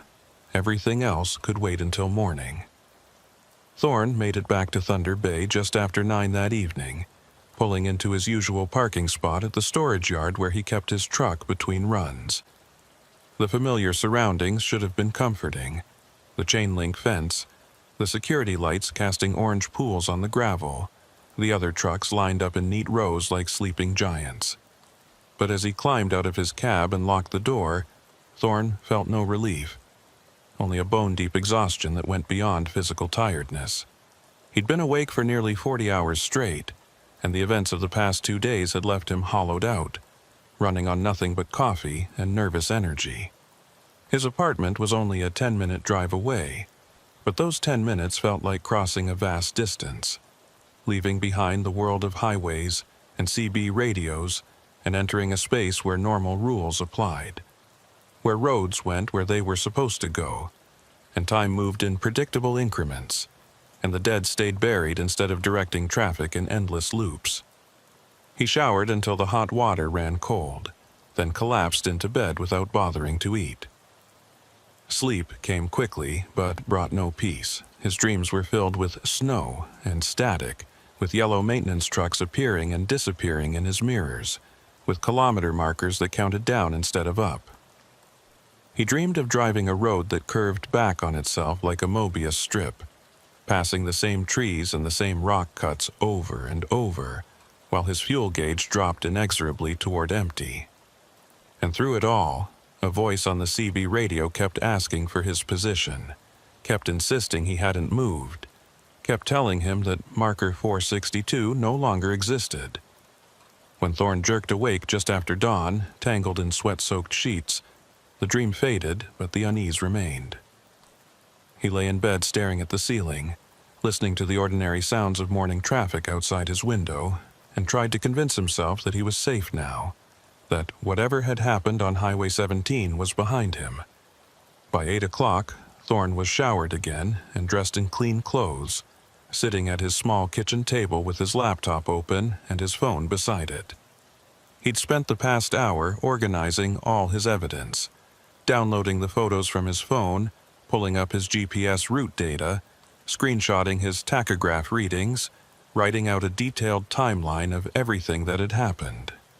The document he'd created was 12 pages long, methodical and precise, leaving nothing out. He included the conversation with the old trucker, the research he'd done on the 1986 accident, the obituaries for Elgin Rousseau and Maida Kincross, and the missing person report for Paul Gagnon. It read like a case file, like something a detective might compile, and Thorne hoped that the sheer weight of documentation would lend credibility to a story that otherwise sounded unhinged. At 9:30, he drove to the Ontario Provincial Police Detachment on Balmoral Street, carrying a USB drive with all his files and a printed copy of his report in a manila folder. The officer at the front desk was a young woman with her hair pulled back in a tight bun, and she looked up from her computer with a professional smile as Thorne approached. "Good morning. How can I help you?" Thorne set the folder on the counter between them, suddenly uncertain how to begin. "I need to report something that happened on Highway 17. It's complicated."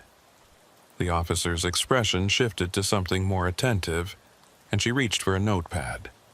"Were you involved in an accident? Are you injured?" Thorne shook his head. "No accident, but I encountered something on the highway 2 nights ago that I think you should know about. There's a road out there, an old decommissioned route, and it's still accessible. Drivers could get lost on it, could end up in serious trouble." He pushed the folder across the counter. "I've documented everything here, photos, GPS data, all of it." The officer opened the folder and began leafing through the pages, her expression growing more puzzled as she read. She paused at one of the photos showing the broken pavement and faded yellow line, then looked back up at Thorne. "This road you found, where exactly is it located?" Thorne pulled out his phone and showed her the GPS map with his route highlighted. "It branches off Highway 17 at kilometer marker 487, about halfway between Nipigon and Wawa. It's not visible from the road, you have to know it's there. But there were detour signs directing traffic onto it during the storm 2 nights ago." The officer studied the map, zooming in and out, her frown deepening. "Sir, I'm showing Highway 17 as a straight run through that area. There's no junction at marker 487, no secondary roads." Thorne had expected this response, but it still frustrated him. "That's because it's decommissioned. It shows up in my GPS data as Route 17A, abandoned in 1987. But it's still there, still passable. And during that storm, there were signs directing eastbound traffic onto it." The officer set down his phone and closed the folder, and Thorne could see the shift in her demeanor, from professional attention to polite skepticism. "Mr. Merriweather, I understand you had a difficult drive during the storm. Visibility was extremely poor that night, and several drivers reported disorientation. It's possible you took a wrong turn onto a logging road or a maintenance access route and got temporarily confused about your location." Thorne felt his jaw tighten. "I'm not confused. I'm an experienced driver. I know Highway 17 like the back of my hand. And what I'm telling you is that there's something wrong with that stretch of road. People have gone missing there. Paul Gagnon in 1986, and probably others since then. If you look into the records..." The officer held up a hand, her expression sympathetic but firm. "Sir, I appreciate you coming in, and I'll make sure this report is filed.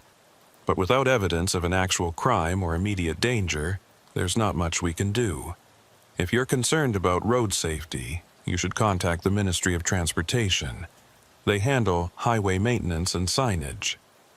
She pulled a business card from a holder on the desk and handed it to Thorne. "That's their regional office number. They'll be able to address your concerns about decommissioned roads and improper signage. Thorne took the card, knowing this was as far as he was going to get with the police. What about the missing driver, Paul Gagnon? Can you at least check your records to confirm he disappeared in 1986? The officer's expression softened slightly. I can look into historical records, but that would have been before my time, and probably before digital records. If there was a missing person case from 1986, it would be in archived files. She wrote something on her notepad and tore off the sheet, handing it to Thorne. That's a case number for your report. If we find anything relevant, we'll contact you. But I have to be honest. If this person went missing nearly 40 years ago, the chances of new information surfacing are extremely slim. Thorne thanked her and left the detachment, feeling deflated and frustrated. He'd known it was a long shot, but some part of him had hoped for validation, for someone in authority to take his experience seriously and maybe even investigate. Instead, he'd been politely dismissed as a confused driver who'd gotten turned around in a storm. The business card for the Ministry of Transportation felt heavy in his pocket, and Thorne debated whether it was worth making that call. What would he tell them? That their decommissioned road was still routing traffic during storms? That ghost dispatchers were broadcasting on CB frequencies? They'd dismiss him even faster than the police had.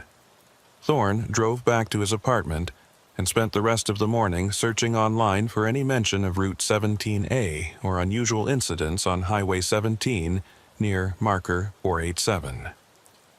He found plenty of accident reports, weather advisories, and trucker forum discussions about difficult driving conditions, but nothing that specifically referenced the ghost road or matched his experience. There were a few vague posts about weird vibes on that stretch of highway, and one trucker who claimed his GPS had glitched out near Wawa, but nothing concrete enough to corroborate what Thorne had experienced. He tried searching for Paul Gagnon's name along with terms like missing trucker and Highway 17, but the results were frustratingly sparse. There was a single brief mention in a Thunder Bay newspaper archive from March 1987, noting that the search for missing driver Paul Gagnon had been suspended due to lack of leads.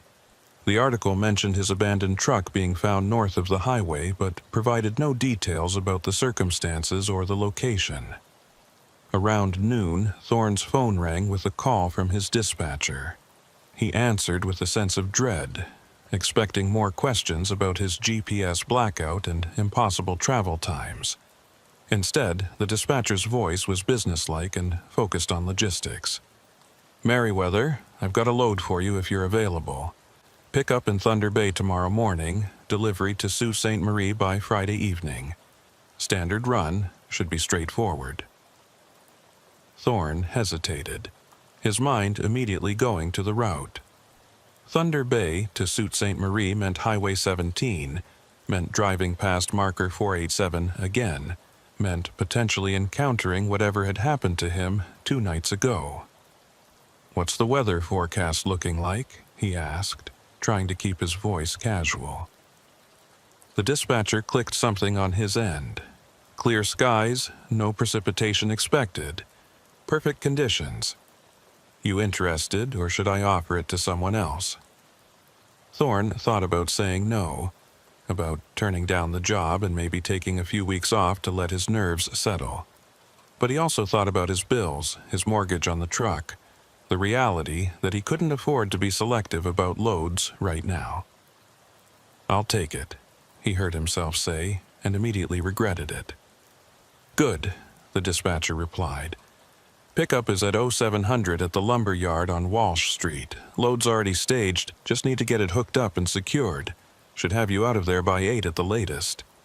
After the call ended, Thorne sat staring at his phone, wondering if he'd just made a terrible mistake. The rational part of his mind said that lightning didn't strike twice, that the conditions 2 nights ago had been unique and unlikely to repeat. But the part of him that had driven that ghost road, that had heard those phantom voices and seen Maida Kincross standing in the snow, knew that some things operated outside the boundaries of probability and reason. He spent the afternoon trying to distract himself, running errands, doing laundry, watching mindless television, but his thoughts kept returning to Highway 17 and what might be waiting for him there. That evening, he forced himself to eat a proper meal and went to bed early, hoping to bank as much rest as possible before the morning run. Sleep came fitfully, punctuated by the same looping dreams of endless roads and counting down markers. At some point in the deep hours of night, Thorne woke to the sound of his CB radio crackling with static. He sat up in bed, confused and disoriented before realizing that his CB radio was in his truck, locked up at the storage yard 2 kilometers away. There was no way he could be hearing it from his apartment. He lay back down, telling himself it had been part of the dream, just his overstressed mind playing tricks. But the sound persisted, faint but unmistakable, and when Thorne turned on his bedside lamp and looked around the room, he saw his phone screen glowing on the nightstand. He picked it up and found his trucking company's fleet tracking app had opened itself somehow, showing a map view. His truck's icon was blinking at the storage yard, but there was a thin gray line extending from it, reaching north across the map toward Highway 17. As Thorne watched, the line grew longer, tracing a path that curved and twisted like something alive, heading toward that stretch of road between Nipigon and Wawa. Thorne closed the app forcefully and set his phone face down on the nightstand, his heart racing. When he picked it up again a few seconds later to make sure it was truly closed, the app was still shut down, showing only his home screen. He told himself it had been a glitch, maybe some background process updating his previous route data. But the image of that gray line extending from his truck, reaching toward the ghost road like a hook seeking a fish, stayed with him. He didn't sleep again that night, just lay in bed watching the numbers on his alarm clock count down toward 6 a.m. when he'd need to get up and start preparing for the run. Part of him considered calling his dispatcher at dawn and canceling, claiming illness or mechanical problems, or anything that would get him out of driving Highway 17 today. But Thorne had never been a quitter, had never backed down from a challenge, and the idea of letting fear dictate his decisions felt like a personal failure he couldn't accept.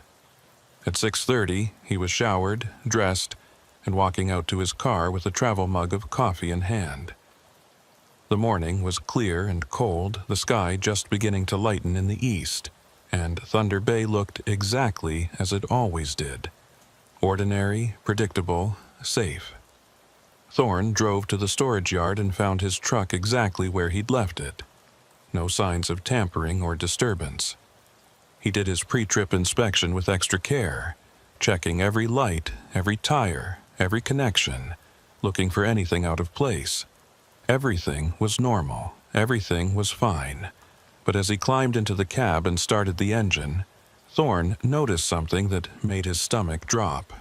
His CB radio was on, the channel indicator showing that it was tuned to frequency 19, the standard trucker channel. Thorne always turned his CB off when he parked for the night, a habit so ingrained that he didn't even think about it anymore. But here it was, powered on and waiting. He told himself he must have forgotten in his exhaustion 2 nights ago that it wasn't significant. But he didn't believe it. The drive to the lumber yard was uneventful, and the loading process went smoothly. Thorne watched the forklift operators stack fresh-cut lumber onto his flatbed trailer, securing the load with chains and straps, and tried to focus on the familiar routine. By 8:15, he was pulling out of the yard and heading toward Highway 17, the sun now fully above the horizon, and painting the sky in shades of pink and gold. Traffic was light this early, mostly other commercial vehicles and a few commuters heading into the city for work. Thorne merged onto the Trans-Canada and settled into the right lane, keeping his speed moderate and his eyes on the road ahead. For the first 100 kilometers, nothing unusual happened.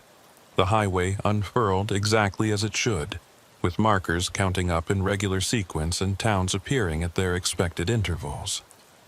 Thorne's CB picked up occasional chatter from other drivers, mundane conversations about weather and traffic and where to find the best coffee along the route.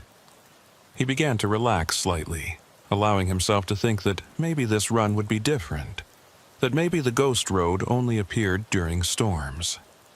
But as he approached kilometer marker 450, Thorne's CB radio suddenly erupted with static. He reached over to adjust the squelch, but before he could touch it, a voice broke through. The dispatcher's voice. Elgin Rousseau's voice, just as clear as it had been 2 nights ago. All units, be advised that Highway 17 eastbound is experiencing adverse conditions between markers 460 and 490. Reduced visibility due to ground fog. Recommend reduced speed and increased following distance. Thorne's hands tightened on the wheel. There was no fog. The sky was crystal clear. Visibility was unlimited, and the highway department's electronic signs had shown no warnings or advisories when he'd passed them. He keyed his CB mic, his voice tight. "This is Merriweather eastbound at marker 452. I'm not seeing any fog conditions.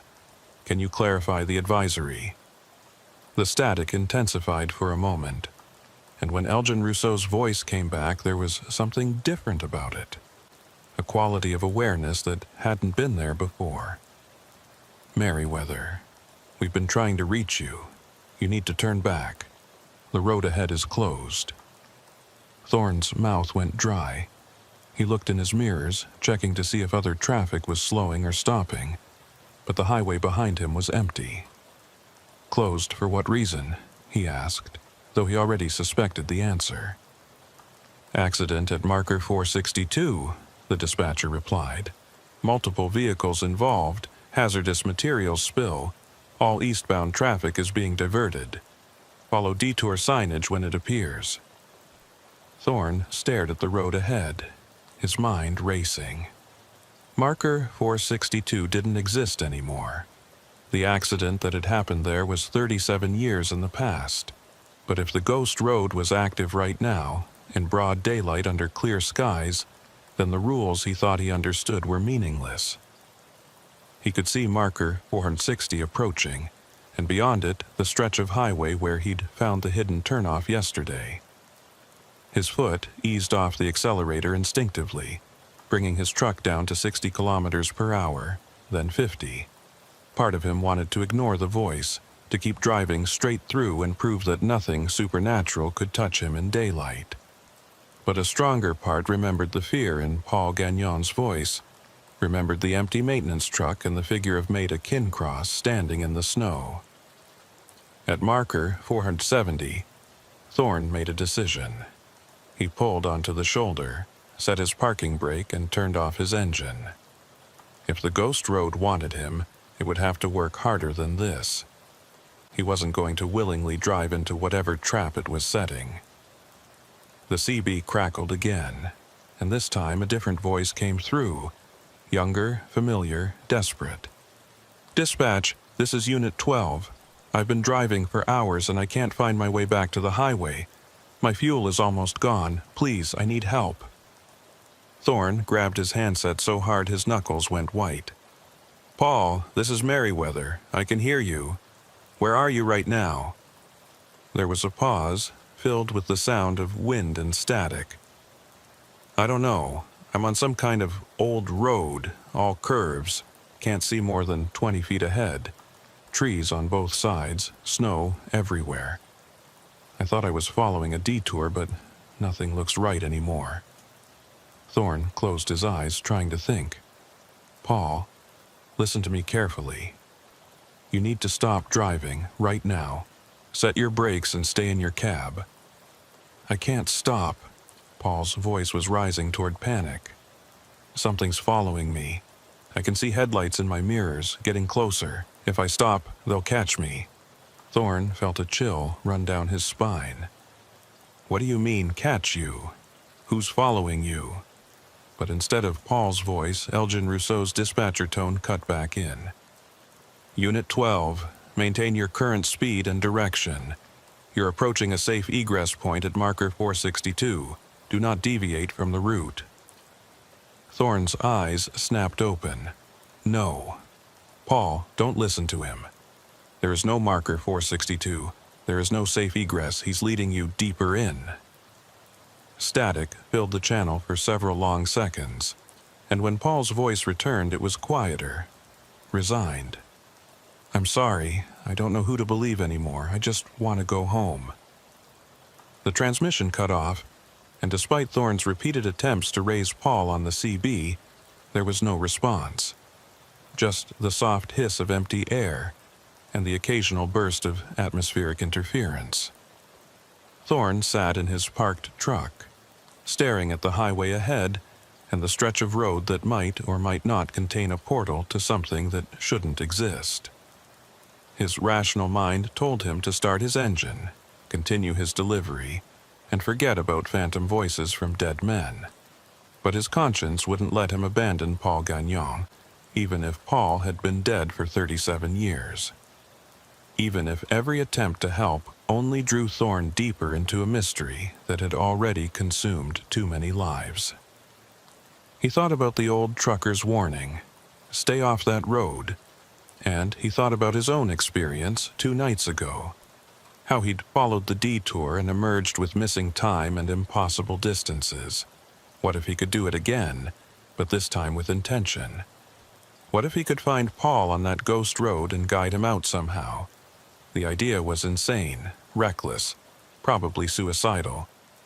But it was also the only thing Thorne could think of that might make a difference. He reached for his phone and opened a voice memo app, then pressed record. My name is Thorne Merriweather.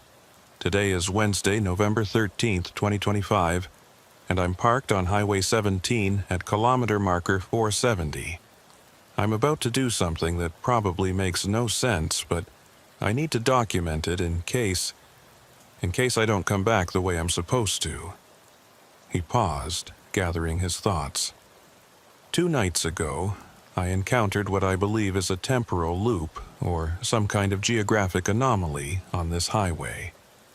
A decommissioned road called Route 17A that still exists in some form, trapping the echoes of people who died in a 1986 accident. I've heard their voices on my CB, I've seen physical evidence of their presence, and I can't explain it with any rational framework. But I also can't ignore it. Thorne took a breath. If something happens to me, if my truck is found abandoned, or if I disappear, I need people to know that I've made this choice voluntarily. I'm going to attempt to drive Route 17A again, to find a driver named Paul Gagnon who went missing in 1986, and to see if there's any way to break the loop or help him escape. I don't know if it's possible. I don't even know if it makes sense. But I have to try. He ended the recording and emailed the file to himself, to his dispatcher, and to the OPP detective whose business card he still had.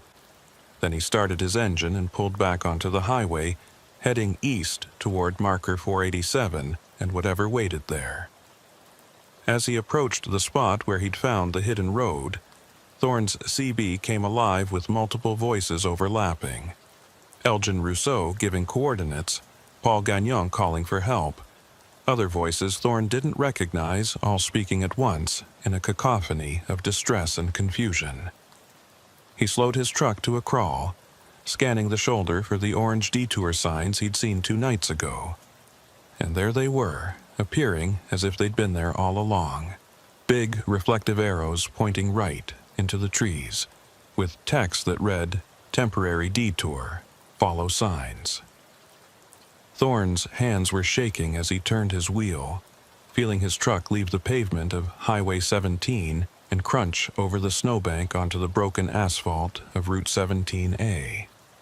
The transition was just as jarring as it had been before. From smooth highway to rough, uncertain surface, from open sky to shadowed corridor of trees. His headlights seemed dimmer here, as if the light itself was being absorbed by the forest, and the temperature inside his cab dropped noticeably despite the heater running at full blast. The road curved ahead into darkness that shouldn't exist in late morning, and Thorne followed it with his footlight on the accelerator, every sense on high alert. His odometer was climbing, his tachograph recording distance and time, but Thorne had no faith that either measurement would mean anything if he emerged. The CB continued to crackle with voices, and Thorne tried repeatedly to raise Paul, to establish clear communication, but the responses he got were fragmented and unclear. He drove for what felt like hours, but might have been minutes, past trees that all looked identical, over frost heaves and potholes that appeared without warning. His GPS showed no position data, just a blank screen with a loading icon. His phone had no signal. He was completely isolated, suspended in a space that existed between one moment and the next, 1 mile and the next, with no guarantee that the rules he'd relied on his entire life still applied. And then, ahead in the murk and shadow, Thorne saw something that made him hit his brakes. A truck parked at the side of the road with its 4 ways blinking weakly. The design was old, maybe 1980s vintage, with a squared-off cab and faded paint that might have once been blue. Thorne pulled up behind it and set his own parking brake, his heart hammering in his chest. He grabbed a flashlight from his door pocket and climbed out into air so cold it burned his lungs. The silence was absolute. No wind, no bird calls, no sound of his own truck's engine even though he'd left it running. Thorne approached the parked truck cautiously, playing his flashlight beam over its exterior. The license plate was dated 1986, and the name painted on the door read Northern Ontario Transport Services. Thorne's breath caught. This was Paul Gagnon's truck. This was where he'd stopped, where he'd run out of fuel or hope or both, and where he'd somehow ceased to exist in any meaningful way. Thorne moved to the driver's side and shined his light through the window. The cab was empty, but there were signs of recent occupation. A coffee thermos on the dash, a logbook open on the passenger seat, a jacket draped over the steering wheel. Thorne tried the door handle and found it unlocked. He climbed up into the cab, moving carefully, feeling like he was disturbing a shrine or a crime scene. The logbook was filled with entries in neat handwriting, the last one dated November 22nd, 1986. 22:30 hours, following detour around accident scene, visibility 0, fuel at quarter tank, will update at next marker. There were no further entries after that line, just blank pages waiting for updates that never came. Thorne picked up the jacket and found a wallet in the inside pocket. He opened it and saw a driver's license with a photo of a young man, maybe 25 years old, with dark hair and an uncertain smile. Paul Gagnon, the license read. Date of birth, April 3rd, 1961. Thorne stood in that silent cab holding the wallet of a man who'd been missing for 37 years, and the weight of it was almost too much to bear. He'd been right. The ghost road was real. The loop was real. And Paul Gagnon had been trapped here for longer than Thorne had been alive. But where was Paul now? If his truck was here, empty and abandoned, where had the man himself gone? Thorne climbed back down and walked around the vehicle, shining his flashlight on the ground. There were footprints in the snow, old ones that looked like they'd been there for decades, leading away from the truck and deeper into the forest. Against every instinct of self-preservation, Thorne followed them. The prints led about 50 feet into the trees before stopping at a spot where the snow was disturbed and churned up, as if someone had paced back and forth there for a long time. And beyond that spot, nothing. No continuing prints, no sign of where Paul had gone next. Just virgin snow and silent trees. Thorne stood in that clearing, his flashlight beam cutting through the darkness, and realized with sinking certainty that he couldn't save Paul Gagnon. No one could. Whatever had happened to him was beyond rescue, beyond help. beyond any normal concept of death or disappearance. Paul existed now only as an echo, a voice on a CB radio calling out to other drivers who might make the same wrong turn. Thorne walked back to his own truck, climbed into the cab and sat with his hands on the wheel, trying to decide what to do next. He could continue forward, could see where this road led, could maybe find Maida Kincross and Elgin Rousseau and all the others who were caught in this loop. Or he could try to turn around, to retrace his path back to Highway 17 and normal reality. The CB crackled one final time, and Paul's voice came through, clearer than before. Whoever you are, thank you for trying. But you need to leave now. This place doesn't let go easily, and the longer you stay, the harder it gets to find your way out. Go, please. Thorne grabbed his mic. Paul, I found your truck. I found your wallet. I'll make sure your family knows. But static swallowed the rest of his words. And when it cleared, the channel was dead silent. Thorne put his truck in reverse and began backing up, using his mirrors to follow the road in the direction he'd come. The backing continued for longer than seemed possible. 5 minutes, 10, 15, and his rear tires never seemed to reach the point where he'd turned off Highway 17. Panic started to creep in. The realization that maybe Paul was right. Maybe the road didn't want to let him leave. Thorne stopped backing up and pulled forward again, this time driving faster, following the curves with reckless abandon, not caring anymore about the condition of the road or the darkness or anything except getting out. And then, without warning or transition, he was back. Highway 17 stretched ahead in full daylight, real and solid and blessedly normal. Thorne's GPS flickered to life, showing his position at kilometer marker 520, 33 kilometers past where he'd turned onto Route 17A. His phone suddenly had the signal again, messages and notifications flooding in all at once. And his dashboard clock showed 3:47 p.m. Nearly 6 hours had passed since he'd pulled onto the shoulder at marker 470. Thorne pulled into the first rest stop he could find and just sat there, shaking and trying to process what had happened. His tachograph showed him driving continuously for the past 6 hours, covering the distance from marker 470 to 520 multiple times over, his route traced as impossible loops and switchbacks. His fuel gauge had dropped by over a quarter tank despite the relatively short distance covered on the highway. And when he checked his mirrors, he saw gray road dust covering his trailer and cab, dust that shouldn't be there after driving on modern paved highway. Thorne grabbed his phone and opened the voice memo app, hitting record with trembling fingers. Addendum to my previous recording. I drove Route 17A again. I found Paul Gagnon's truck, empty, abandoned. Found his wallet, his logbook, his last entry from 1986. I couldn't save him. I couldn't help him. He told me to leave, and I did, but I don't know if I actually got out or if I'm still in there somehow.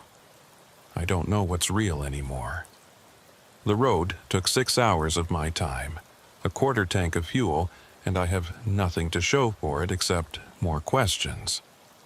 He ended the recording and sat in silence, listening to the normal sounds of the rest stop, cars coming and going, families talking, the distant beep of a truck backing up. All of it felt surreal, like a movie playing on a screen rather than actual reality. Thorne eventually started his engine and continued to Sault Ste. Marie, completed his delivery, and drove back to Thunder Bay in a state of numb autopilot. When he finally made it home 3 days later, he found an email from the OPP detective he'd sent his voice memos to. The message was brief and professionally polite. Mr. Merriweather, thank you for your report. After reviewing your documentation and the information provided, we have no evidence of criminal activity or public safety concerns that would warrant further investigation. The route anomaly you described appears to be related to GPS mapping errors. We recommend you report these technical issues to your fleet management company. Case closed. No mention of Paul Gagnon, no acknowledgement of the historical accident, no recognition that Thorne had documented something genuinely inexplicable. Thorne never took another load that required him to drive Highway 17 between Nipigon and Wawa. He requested route changes, accepted longer trips that went around the area, and when asked why, he simply said he preferred other routes. His company noted it in his file, but didn't push the issue.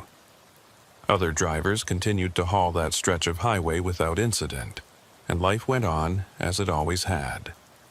But sometimes, late at night when Thorne couldn't sleep, he'd turn on his old CB radio at home and scan through channels, listening for voices that shouldn't exist.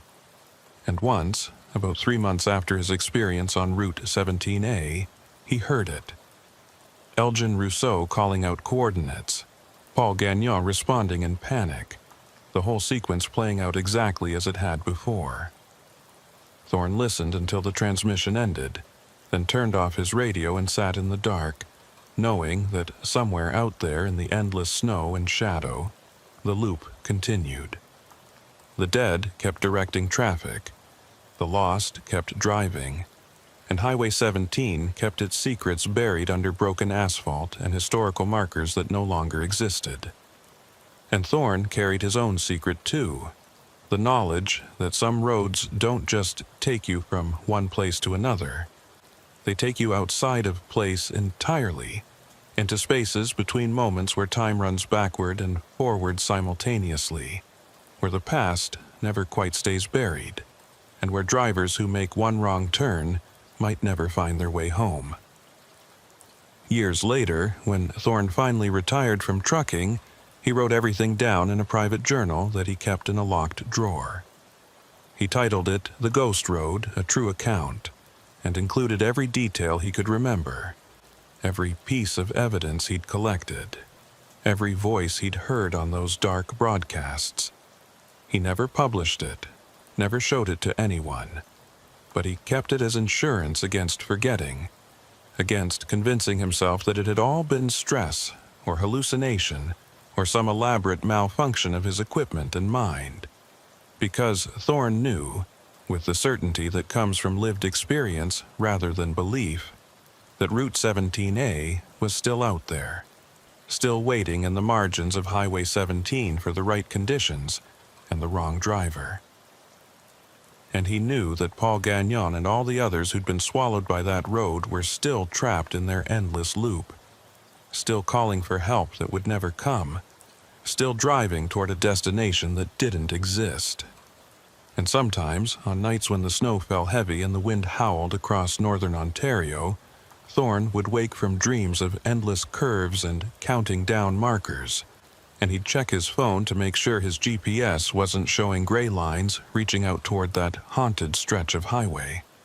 Most nights it didn't, but some nights it did. And on those nights, Thorne wouldn't sleep again until sunrise, keeping watch against a road that refused to stay buried.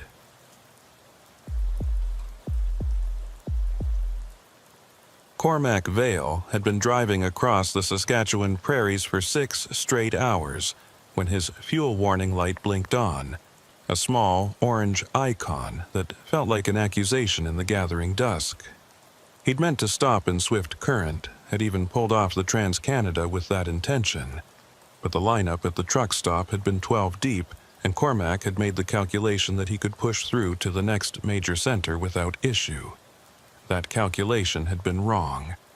Now he was somewhere south of Highway 1 on a grid road that his GPS insisted would save him 40 minutes, watching his fuel gauge dip below the quarter tank mark while the sun bled out across an endless horizon of harvested wheat fields. The prairie stretched in all directions like an ocean frozen mid-wave, all gentle swells and distant grain elevators that looked like ships anchored against the coming night. It was beautiful in a desolate way, but beauty didn't help when you were running on fumes with no gas station in sight. Cormac had been hauling freight across Western Canada for nearly 15 years, and he knew better than to trust shortcuts on grid roads. especially this late in the season. November in Saskatchewan meant early darkness, unpredictable weather, and small towns that rolled up their sidewalks at 5 p.m. But his dispatcher had been pushing him hard on this run, emphasizing the delivery deadline in Regina and the penalty fees they'd face if he missed the window, and Cormac had let that pressure override his better judgment. Now he was paying for it. Watching kilometer markers tick by with agonizing slowness, while his fuel gauge continued its steady descent toward empty. His phone showed 2 bars of signal, enough to pull up a map, and he zoomed in on his current location looking for anything that might have fuel. The screen showed a spiderweb of grid roads, a handful of abandoned railway lines, and one small town about 15 kilometers ahead. No name on the map, just a gray dot indicating human habitation. Cormac tapped on it hopefully, but the information pop-up was sparse. Population, unincorporated. Services, unknown. It wasn't promising, but it was better than nothing. Cormac guided his rig south on the dirt grid road, the setting sun casting his shadow long across the stubble fields to his left. The road's surface was rough but passable, graded recently enough that the washboard hadn't gotten too severe, and his truck handled it well despite the 40-foot trailer he was pulling. The load was light, agricultural equipment parts heading to a dealership in Regina, so at least he didn't have to worry about bogging down if the road got soft.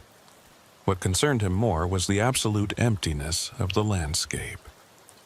In the past hour, he hadn't seen another vehicle, hadn't passed a farmhouse with lights on, hadn't even spotted cattle in the fields. Just endless stubble and sky, the two meeting at a horizon so flat and distant it seemed to curve with the earth itself. It was the kind of emptiness that made you understand why early settlers had gone mad out here, why some of them had written letters home describing the prairie as a vast nothing that swallowed sound and hope in equal measure. As full darkness settled in, Cormac's headlights became the only illumination for miles in any direction. The stars were coming out overhead, so many of them that the sky looked crowded, but they provided no useful light for navigation. His fuel gauge had dropped to the red zone now, maybe 30 kilometers of range left if he was lucky, and Cormac found himself unconsciously easing off the throttle to conserve every drop. The town should be close now, according to his odometer, and he strained his eyes looking for any sign of lights or structures ahead. For a long moment there was nothing, just the tunnel of his headlights cutting through darkness and the rhythmic bounce of his cab over the uneven road. Then, at the very limit of his vision, Cormac saw it, the silhouette of a grain elevator rising against the stars like a cathedral in the wilderness. The sight brought a surge of relief so intense it was almost physical. Where there was a grain elevator, there was usually a town, and where there was a town, there was usually fuel. Or at least there had been, once upon a time. As Cormac drew closer, his relief began to curdle into uncertainty. The grain elevator was definitely there. A massive wooden structure that must have been 40 or 50 feet tall. But there were no lights around it.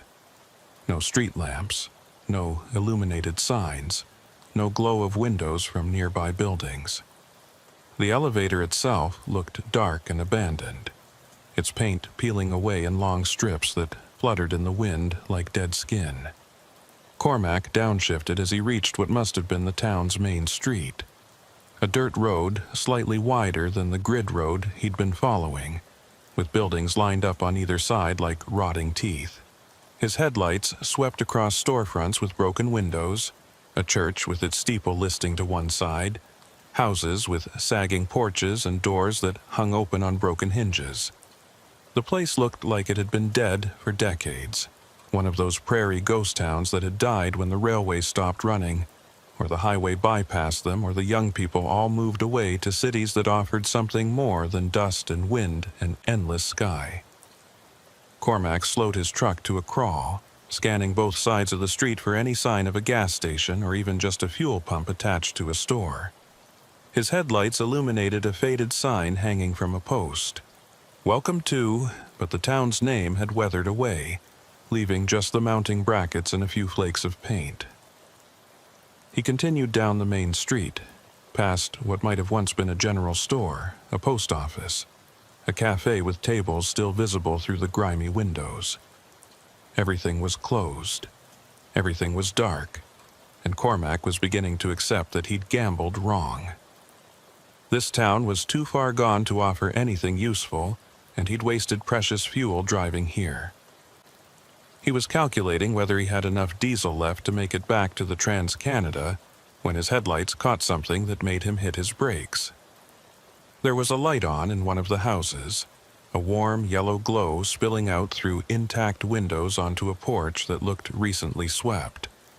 Smoke was rising from the chimney, visible as a darker column against the night sky, and there was a pickup truck parked in the driveway that looked like it had been driven recently. No rust, no flat tires, no signs of abandonment. Cormac sat in his idling truck, staring at that lit window and trying to decide what to do. Every instinct told him that something was wrong about this situation, that a single occupied house in a town full of ruins was a detail that didn't fit any normal pattern. But his fuel gauge was telling him an even more urgent story, and the reality was that he needed help whether he liked it or not. He couldn't make it back to the highway, couldn't push forward to the next town, and sitting here until his tank ran dry would leave him stranded in the middle of nowhere with no easy way to get help. At least, if there were people in that house, they might have a phone that worked, might be able to point him toward the nearest fuel source, might even have a few jerry cans of diesel they'd be willing to sell.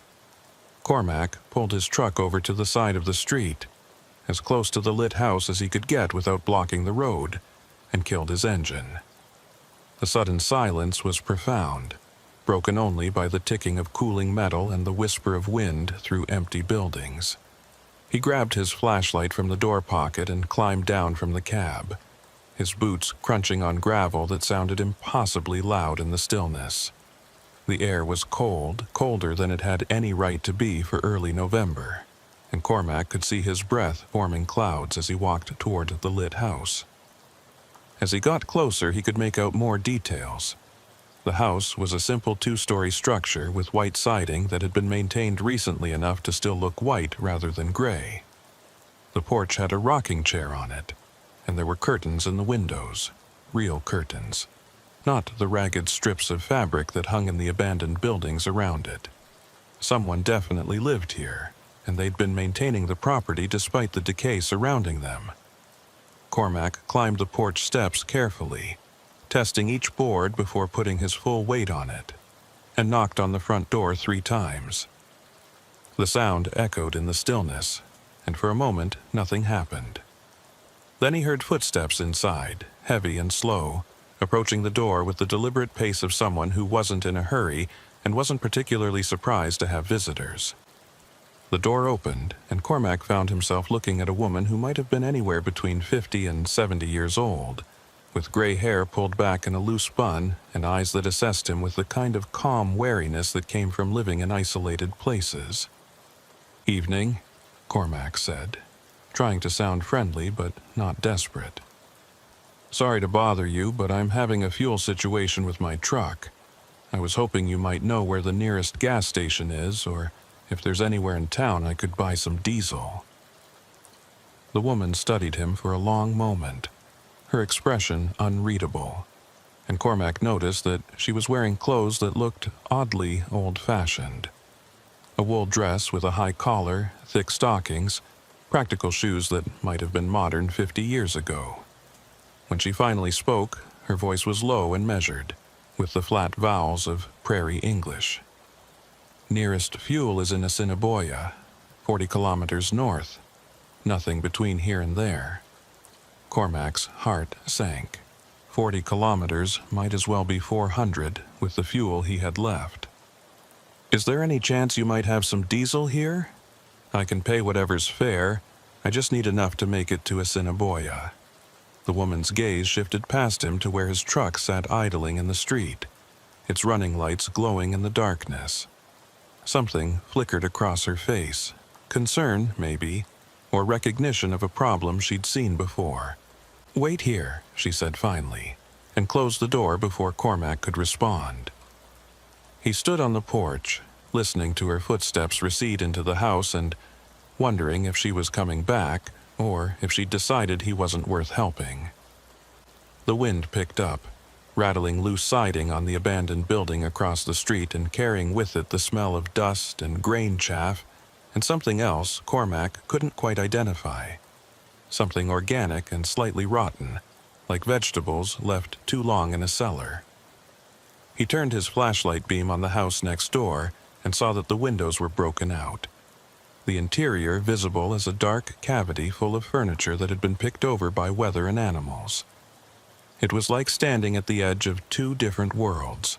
Behind him, a warm, lit house with smoke rising from its chimney, and in front of him, the hollow corpse of a town that had given up decades ago. The contrast was so stark it felt staged, like a movie set designed to unsettle viewers by putting the normal next to the nightmare. The door opened again, and the woman reappeared, this time wearing a heavy coat and carrying a flashlight of her own. "I don't have diesel here," she said, stepping out onto the porch and closing the door behind her. "But there's a fuel pump at the old co-op building, about 2 blocks down. Still has diesel in the underground tank, but it's been there a while. Might work, might not." Cormac felt a flicker of hope. "The pump still works?" The woman nodded, already moving down the porch steps. "It's not electric, it's a hand-crank model from before they modernized. Never got removed when the co-op closed.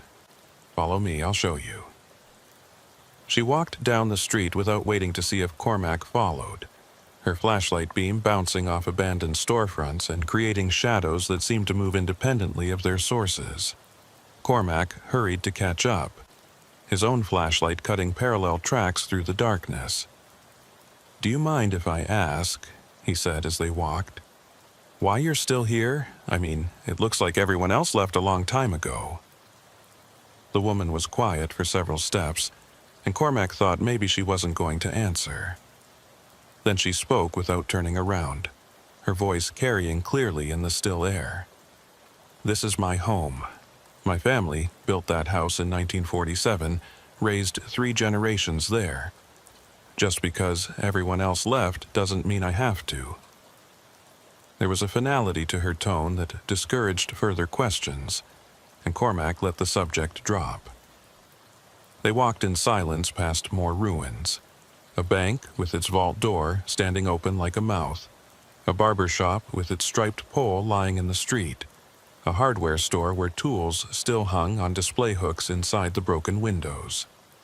The woman's flashlight beam swept across each building methodically, as if she was performing a nightly inspection, checking to make sure everything was still dead and staying that way.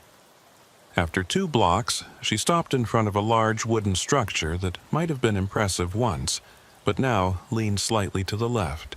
Its loading dock collapsed and its walls covered in graffiti, so old it had weathered to the same gray as the wood beneath. "This is it," the woman said, pointing her flashlight at a metal box mounted on the side of the building. "Pump's in there. Tank access is around back." Cormac approached the metal box and found a rusted padlock holding it shut. He tugged on it experimentally, but the lock held firm despite its appearance. "You have a key for this?" he asked, turning back toward the woman.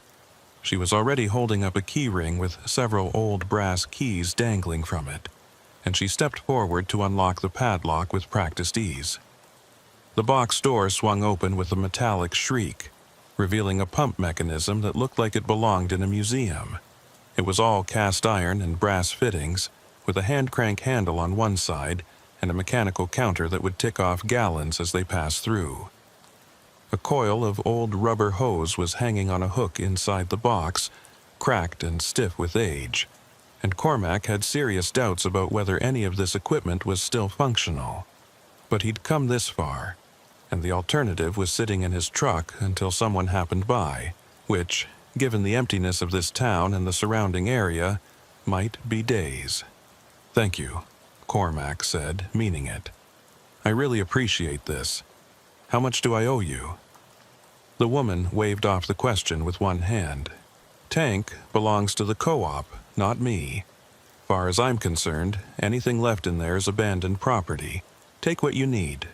She handed him the keys. "When you're done, lock it back up and leave the keys on my porch. I'm going back to the house. It's cold out." Before Cormac could ask anything else, she turned and walked back the way they'd come, her flashlight beam growing smaller and smaller until it disappeared around a corner, leaving him alone in the darkness with a hand-crank fuel pump and a tank full of diesel that might be as old as he was. Cormac took a deep breath and went to work, first walking around to the back of the building to find the tank access. It was a metal cap set into concrete, and when he unscrewed it and shined his flashlight down into the opening, he could see liquid reflecting back at him about 8 feet down. The smell of diesel was strong and relatively fresh, which was encouraging. Old diesel could gel or separate, becoming useless sludge, but this smelled like it might still be viable. He went back to his truck and positioned it as close to the pump as the hose length would allow, then spent 20 minutes figuring out how to prime the hand crank mechanism and get fuel flowing. The pump was stubborn, its internal seals dried out and resistant, but eventually Cormac heard the satisfying gurgle of diesel moving through pipes and into the hose. He filled his truck's tank slowly, working the hand crank in a steady rhythm while the mechanical counter ticked off gallons with clockwork precision. 20 gallons, 30, 40, enough to get him to Regina and back to civilization. As he worked, Cormac became aware of sounds in the darkness around him. Not threatening sounds exactly, but present ones. The creak of wood settling in cooling night air, the rattle of loose tin in the wind, and underneath it all a kind of low hum that might have been power lines or distant machinery or just the acoustic tricks that empty spaces played on human ears. He tried to ignore it and focus on the task at hand, but the longer he stood there cranking fuel from an abandoned tank in a dead town, the more wrong everything felt. When his tank was full, Cormac secured the pump hose and locked the metal box, slipping the keys into his jacket pocket to return to the woman's porch as promised. He climbed back into his cab and started the engine, feeling a surge of relief at the familiar diesel rumble. The fuel gauge needle climbed steadily toward full, and Cormac allowed himself to relax slightly. He'd gotten lucky, found exactly what he needed in the most unlikely place imaginable. Now, all he had to do was drive back to the grid road, navigate his way to the Trans-Canada, and put this strange detour behind him. He put the truck in gear and began the slow process of turning around on the narrow main street, using the width of abandoned properties to maneuver his trailer. As his headlights swept across buildings during the turn, Cormac caught movement in one of the upper windows of the general store. A flicker of something pale and quick, there and gone so fast he almost convinced himself he'd imagined it. But when he completed his turn and started driving back toward the woman's house to return her keys, he saw it again. This time in the doorway of the church. A figure, tall and thin, watching his truck pass. No features visible, just a silhouette darker than the shadows around it. Cormac's hands tightened on the steering wheel and he pressed slightly harder on the accelerator, eager now to complete his business and leave this town behind. He pulled up in front of the lit house and killed his engine, intending to make this quick, just drop the keys on the porch and go. But as he approached the house, he noticed something that stopped him cold. There were footprints in the dust of the porch. Lots of them. Far more than could be explained by the woman's single trip out to show him the fuel pump. The prints overlapped and crossed each other, some fresh and some older, creating a pattern that suggested multiple people coming and going regularly. But every other house on this street was abandoned, every other building dark and empty. Unless the woman had visitors from outside the town, which seemed unlikely given the isolation, these prints made no sense. Cormac set the keys on the porch railing as instructed and took a step back. his eyes scanning the windows of the house for any movement inside. The curtains were drawn now, where before they'd been open, and the light that spilled through them seemed different somehow, colder, less welcoming. He returned to his truck quickly, not quite running but moving faster than a casual walk, and climbed back into the safety of his cab. The door lock clicked down with a sound that was deeply reassuring, and Cormac started the engine without allowing himself to look back at the house. He drove slowly through the dead town, his headlights illuminating empty buildings and overgrown yards, and with every passing moment he felt a growing conviction that he'd missed something important, that there had been details in the periphery of his awareness that he should have paid closer attention to. The woman's old-fashioned clothes, the single-lit house in a town of ruins, the footprints on the porch that didn't match her story of living alone. All of it pointed toward something that didn't add up. But Cormac couldn't quite put his finger on what bothered him most, couldn't articulate the wrongness that had settled into his bones like cold weather.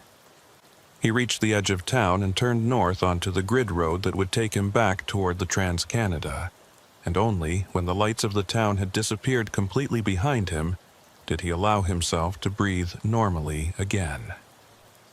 His phone, which had shown 2 bars of signal when he'd arrived, now showed none at all. No signal, no data, just the emergency calls only message that meant he was truly isolated out here on the prairie. Cormac tried not to let that bother him. Cell coverage was spotty in rural Saskatchewan, and it was entirely normal to lose signal on grid roads between towns. But combined with everything else he'd experienced, the loss of connectivity felt like another small wrongness added to the growing pile. He drove for 20 minutes, following the grid road north through darkness so complete that his headlights seemed to create reality rather than just illuminate it. The road's surface had deteriorated since he'd driven south earlier, or maybe he was just more aware of the washboard and potholes now that his mind wasn't focused entirely on finding fuel. His trailer bounced and rattled behind him, and Cormac found himself gripping the wheel tighter than necessary, his shoulders bunched with tension. When he finally saw the lights of the Trans-Canada ahead, a string of orange sodium vapor lamps marking the highway's path across the prairie, he felt relief wash over him so intensely that his eyes actually stung with it. He merged onto the highway and immediately felt like he'd crossed a boundary back into the normal world, where things made sense and abandoned towns stayed abandoned, and single-lit houses didn't exist in the middle of ruins. Traffic was light but present, the occasional transport truck heading east or west, a few cars with out-of-province plates, the normal flow of late-night highway commerce. Cormac settled into the right lane and tried to put the experience behind him, focusing on the road ahead and the delivery deadline he still needed to meet in Regina. But even as he drove, putting kilometers between himself and that unnamed town, he couldn't shake the memory of the woman's face as she'd studied him on her porch, or the way those footprints had crisscrossed her porch in patterns that suggested many visitors to a place where no one should have been visiting at all. And he couldn't forget the figure he'd seen in the church doorway, watching his truck pass with an attention that felt predatory despite the distance. Cormac told himself it had been a trick of light and shadow, his mind finding patterns and randomness because that's what human minds did in stressful situations. But he didn't believe it. 40 minutes later, Cormac pulled into a truck stop on the outskirts of Regina and topped off his fuel tank with fresh diesel from a proper pump, even though his gauge showed he was still 3/4 full. He didn't trust the fuel from that hand crank pump, didn't want to risk it clogging his filters or causing engine problems down the road. As the new fuel flowed into his tank, washing away and diluting whatever he'd taken from the co-op, Cormac felt like he was performing some kind of cleansing ritual, purging his truck of any connection to that strange place. When the pump clicked off, he went inside to pay and get coffee, and found himself telling the cashier about his detour through the abandoned town. The cashier was a middle-aged man with thinning hair and the tired eyes of someone working the graveyard shift, and he listened to Cormac's story with polite disinterest until Cormac mentioned the woman in the lit house. Then the man's expression changed, became more focused. "You saw someone living there?" he asked. "In one of the ghost towns south of here?" Cormac nodded. "Yeah," older woman, said her family built the house in 1947. She seemed perfectly normal, helped me find fuel. The cashier was quiet for a moment, then shook his head slowly. "That's strange. I've been working this stop for 20 years. Heard stories about most of the abandoned towns in this area. Some of them do have squatters sometimes, drifters passing through, but it's rare for anyone to stay long term. Too isolated, no services, no reason to be there." He rang up Cormac's purchase and handed back his credit card. "Which town was it? Do you remember the name?" Cormac shrugged. "There was a sign, but the name had weathered off. It was about 40 kilometers south of Assiniboia, right on a grid road." The cashier frowned, thinking. "That's deep prairie. Not much out there anymore. Used to be dozens of little towns along the railway lines, but when the grain companies consolidated and the trains stopped running, most of them just died. People moved to bigger centers, left everything behind." He leaned forward slightly, his voice dropping as if sharing a confidence. "You know what's weird, though? Some of those old towns, people report strange things. Lights where there shouldn't be lights. Sounds of trains that stopped running decades ago. That kind of thing. Local legend stuff. Probably just bored teenagers or optical illusions. But it makes you wonder." Cormac thanked him and took his coffee out to the parking lot where his truck sat under the harsh fluorescent lights like something real and solid and trustworthy. He climbed back into the cab and pulled out his logbook to record the fuel stop, and that's when he noticed something odd about his previous entry. The time he'd written down for leaving Swift Current was 3:45 p.m., and according to his dashboard clock, it was now 11:30 p.m. Almost 8 hours had passed, but Cormac could only account for about 6.5 of them. Even allowing for the time spent at the abandoned town and the slow drive on grid roads, there was a gap of at least an hour that he couldn't explain. He checked his phone's timeline, the feature that tracked his locations throughout the day, but there was just a blank space where the abandoned town should have been. His location history showed him leaving Swift Current, then nothing until he appeared on the Trans-Canada 40 minutes ago. As if that entire detour through the prairie had happened outside of measurable time and space, leaving no digital footprint to prove it had been real. Cormac stared at his phone screen, his coffee growing cold in his hand, and felt the first cold fingers of real fear beginning to wrap around his chest. Cormac completed his delivery in Regina the next morning, unloading agricultural equipment parts at a dealership on the city's industrial outskirts, while his mind kept returning to the abandoned town and the missing hour in his timeline. The warehouse crew moved efficiently around his truck, checking part numbers against manifests and stacking items on pallets, but Cormac barely registered their presence. He kept pulling out his phone and checking his location history, hoping that maybe the data had updated overnight, that the gap would be filled in with the route he'd actually driven. But the blank space remained, a digital void where his detour should have been recorded. It was as if his phone had simply refused to acknowledge that place existed, had declined to create any record of his passage through it. Cormac had heard about dead zones where cell towers couldn't reach, but he'd never experienced one that completely erased his location data rather than just pausing it. The distinction felt significant, though he couldn't articulate exactly why. After the delivery paperwork was signed and his trailer was empty, Cormac drove to a truck stop on the Trans-Canada and parked in a spot where he could see the highway stretching away in both directions. He needed to make a decision about his return route, and the choice felt heavier than it should have. His dispatcher had already sent him the details for his next load, a pickup in swift current that needed to be in Winnipeg by the end of the week.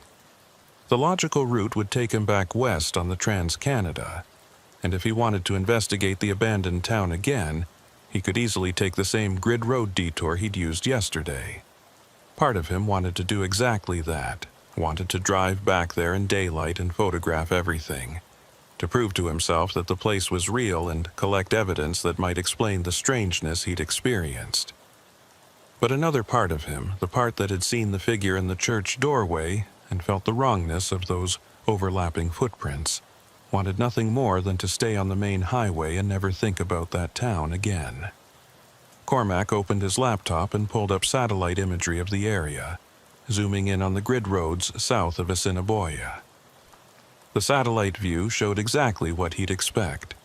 A network of dirt roads cutting through agricultural land in perfect north-south, east-west grids. He could see abandoned farmsteads here and there, their buildings reduced to gray rectangles in the overhead view, and several towns that looked deceased from orbit.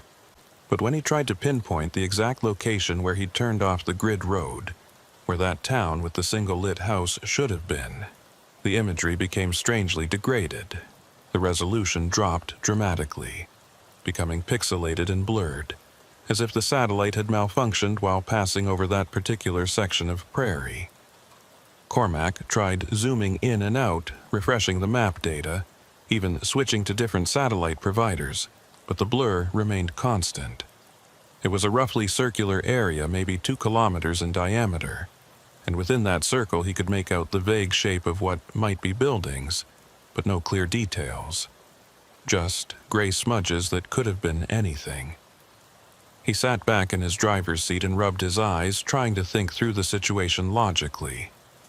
There were several possible explanations for what he'd experienced. The most mundane was that he'd simply lost track of time due to fatigue and stress, that the woman in the lit house had been real but unremarkable, and that his phone's GPS had glitched in a way that coincidentally erased his location data. The satellite imagery blur could be explained by cloud cover at the time the images were captured, or by deliberate degradation if the area fell under some kind of security restriction, though what would require security restrictions on empty prairie, Cormac couldn't imagine. But taken together, all these mundane explanations required an unlikely coincidence of separate technical failures and human errors.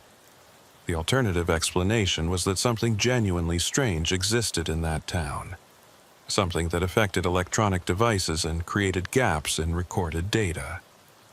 Something that could exist in a state between abandoned and occupied, dead and alive, present and absent.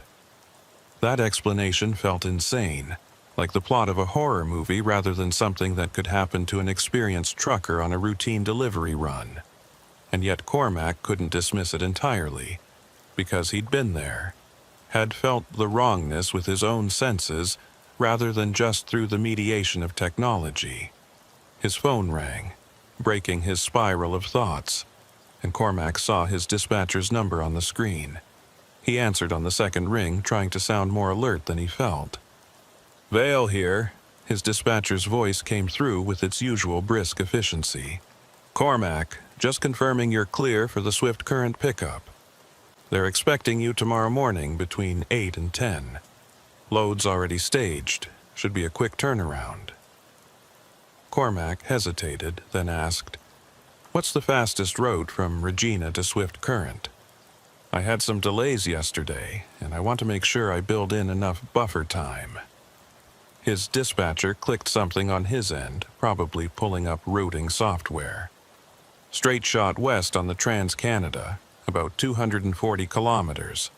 Road conditions are good, no construction delays reported. You should make it in under 3 hours easy." Another pause, then his dispatcher's voice took on a slightly different tone, more personal than professional. "Everything okay out there? Your GPS tracker showed some weird behavior yesterday afternoon, like you were off route for a while, but the signal was intermittent." Cormac chose his words carefully. "Yeah, I took a detour to find fuel. Cell coverage was spotty, so the tracker probably lost me for a bit. It wasn't exactly a lie, but it wasn't the whole truth either. His dispatcher seemed satisfied with the explanation. "No problem, just wanted to make sure you weren't having equipment issues. See you on the tracking board tomorrow."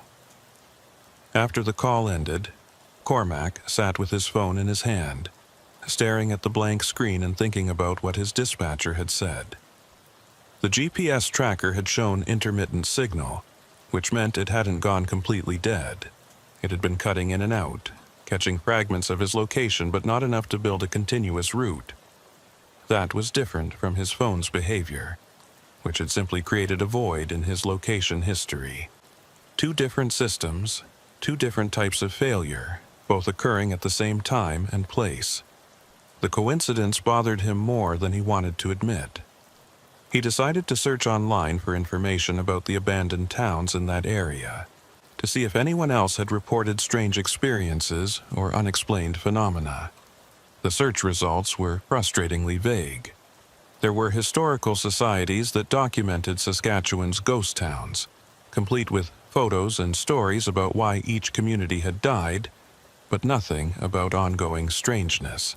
A few urban exploration blogs featured photos of abandoned grain elevators and collapsed buildings, but the bloggers treated them as purely historical subjects rather than places where anything unusual still occurred. Cormac did find one discussion thread on a trucker forum where someone had mentioned weird vibes on certain grid roads, but the responses had been mostly jokes and skepticism. One comment stood out, though, posted by a user with the handle Prairie Holler 87. "I've driven past some of those old towns late at night, and I swear sometimes you can see lights where there shouldn't be any. Not like car lights or stars, but window lights, like someone's home. But if you stop and check it out, everything's dark and empty. I think it's some kind of optical illusion, maybe reflections from distant farmsteads, but it's definitely eerie." The post was 3 years old, and when Cormac tried to click on the user's profile to see if they'd written anything else about it, he found the account had been deleted. Cormac spent the rest of the day trying to distract himself with mundane tasks, eating a proper meal at the truck stop restaurant, doing laundry at the coin-op machines, catching up on paperwork and maintenance logs, but his mind kept returning to the abandoned town and the questions that surrounded it. By evening, he'd made his decision.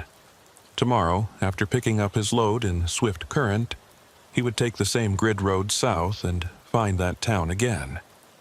This time, he'd be prepared. He'd bring extra flashlights, a proper camera instead of just his phone, maybe even a handheld GPS unit that wouldn't rely on cell towers. He'd document everything methodically, gather evidence that could withstand scrutiny, and then he'd decide what to do with that evidence. Maybe he'd post it online. Maybe he'd send it to local authorities, or maybe he'd just keep it as proof for himself that he hadn't imagined the whole thing. The important thing was to go back while his memory was still fresh, before time and doubt could erode the details into something unreliable. That night, Cormac slept poorly in his truck's sleeper berth, waking several times from dreams he couldn't quite remember, but which left him with a lingering sense of unease. Each time he woke, he'd check his phone to see what time it was, and each time he was surprised to find that only 20 or 30 minutes had passed when it felt like hours. The night stretched on interminably, and when his alarm finally went off at 6 a.m., Cormac felt more exhausted than when he'd gone to bed. He forced himself through his morning routine: shower at the truck stop, strong coffee, pre-trip inspection of his rig, and by 7:30 he was on the Trans-Canada heading west toward Swift Current. The morning was clear and cold, frost covering every surface and turning the prairie into a landscape of white and gold. Traffic was light, mostly other commercial vehicles making their morning runs, and Cormac settled into the familiar rhythm of highway driving. The miles passed quickly, and he tried not to think about what he might find when he took that grid road detour later today. The pickup in swift current went smoothly. Cormac backed his empty flatbed into the loading dock at a farm equipment manufacturer, and within 90 minutes his trailer was loaded with new combine parts heading to Winnipeg. The load was heavy but well secured, and Cormac completed his securing inspection with extra care, checking every chain and strap twice. By 11 a.m., he was fueled up and ready to roll, sitting in his cab with the engine idling while he entered the destination into his GPS. The route it suggested was straightforward, east on the Trans-Canada all the way to Winnipeg, about 600 kilometers of easy highway driving. But Cormac dismissed that route and manually entered coordinates for a point south of Assiniboia, the approximate location where he thought the abandoned town should be. The GPS calculated a new route that would add about 50 kilometers to his journey, and flashed a warning. Route includes unpaved roads. Proceed with caution. Cormac accepted the route and pulled out of the parking lot, heading east on the Trans-Canada until he reached the turnoff that would take him south into the prairie. The grid road looked different in daylight than it had at dusk 2 days ago. What had seemed mysterious and slightly ominous, in the failing light now appeared mundane. Just a dirt road cutting through harvested fields, graded flat and wide enough for farm equipment. Cormac's truck handled it easily, the heavy load in his trailer actually helping with traction on the loose surface. He drove south for 30 kilometers, watching his odometer and comparing his position to his mental map of where the town should be. His phone still showed signal, 2 bars that wavered occasionally but never dropped to 0, and his GPS tracker was functioning normally according to the dashboard display. Everything seemed perfectly ordinary, and Cormac began to wonder if he'd somehow taken the wrong road, if the town existed on a different grid road than he remembered. But then, right where it should have been, according to his calculations, he saw the grain elevator rising against the sky. His heart rate kicked up immediately, adrenaline flooding his system in a way that felt disproportionate to the simple sight of an old building. But Cormac knew why his body was reacting this way. Some animal part of his brain recognized danger even when his conscious mind was still trying to rationalize everything. He slowed his truck as he approached the town, and in daylight he could see details that had been obscured by darkness before. The grain elevator was even more deteriorated than he'd realized, its wooden walls warped and splitting. Several windows on the upper level shattered completely. The paint that had once identified the grain company was almost entirely gone, leaving just ghost letters that spelled out something like Nighty Co-op. The main street of the town stretched ahead, and Cormac could now count the buildings, maybe 20 structures in total, all in various states of collapse. What had looked like a church with a listing steeple was actually a community hall, and what he'd thought was a general store might have been a hotel at one time, judging by the faded Rooms sign barely visible on its false front. And there, 3 buildings down on the right side of the street, was the house with the white siding. In daylight it looked less maintained than it had at night. The paint was flaking, the porch sagged slightly, the curtains in the windows were yellowed with age, but there was still smoke rising from the chimney, a thin gray column that dissipated quickly in the wind. Someone was still there, or at least had been there recently enough to keep a fire going. Cormac pulled his truck to a stop in the middle of the street and killed the engine. The silence that followed was profound, but different from nighttime silence. Now he could hear wind moving through broken buildings, the creak of loose wood, the rattle of metal siding. Normal sounds of decay. Nothing supernatural about them. He grabbed his phone and took several photos through the windshield, documenting the grain elevator, the main street, the house with smoke rising from its chimney. The photos looked exactly like what they were. Images of an abandoned prairie town slowly returning to the earth. Nothing sinister. Nothing impossible. Cormac opened his door and climbed down from the cab, his boots raising small puffs of dust as he walked toward the house. He had his phone in one hand, camera app open and ready, and a flashlight in the other hand even though the sun was bright overhead. As he approached the porch, Cormac noticed that the footprints he'd seen 2 nights ago were still visible in the dust, though new prints had been added to the pattern. Fresh tracks, made within the last day or so, crisscrossing the porch in that same chaotic pattern that suggested many visitors. Before Cormac could knock, the door opened and the woman appeared. In daylight, she looked older than he'd initially estimated, well into her 70s at least, with deeply lined skin and hands that trembled slightly with what might have been age or cold.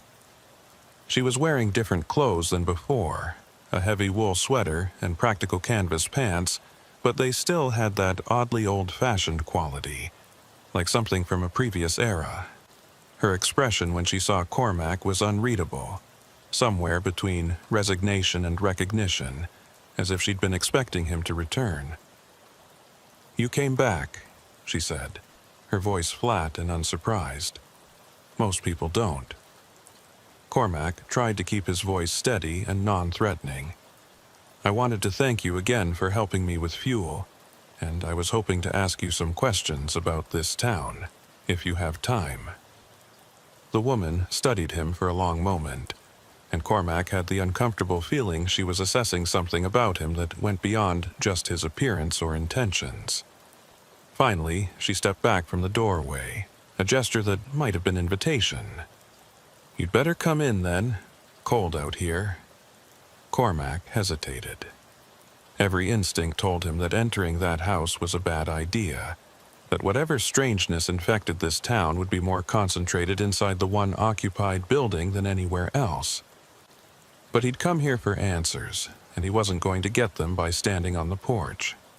He climbed the steps carefully and crossed the threshold, entering a living room that smelled of wood smoke and old paper and something else underneath. Something organic and faintly unpleasant. The interior was furnished simply, with a couch and chairs that looked like they'd been nice once but were now worn down to their frames in places. A wood stove in the corner provided heat, its metal sides radiating warmth that felt good after the cold outside.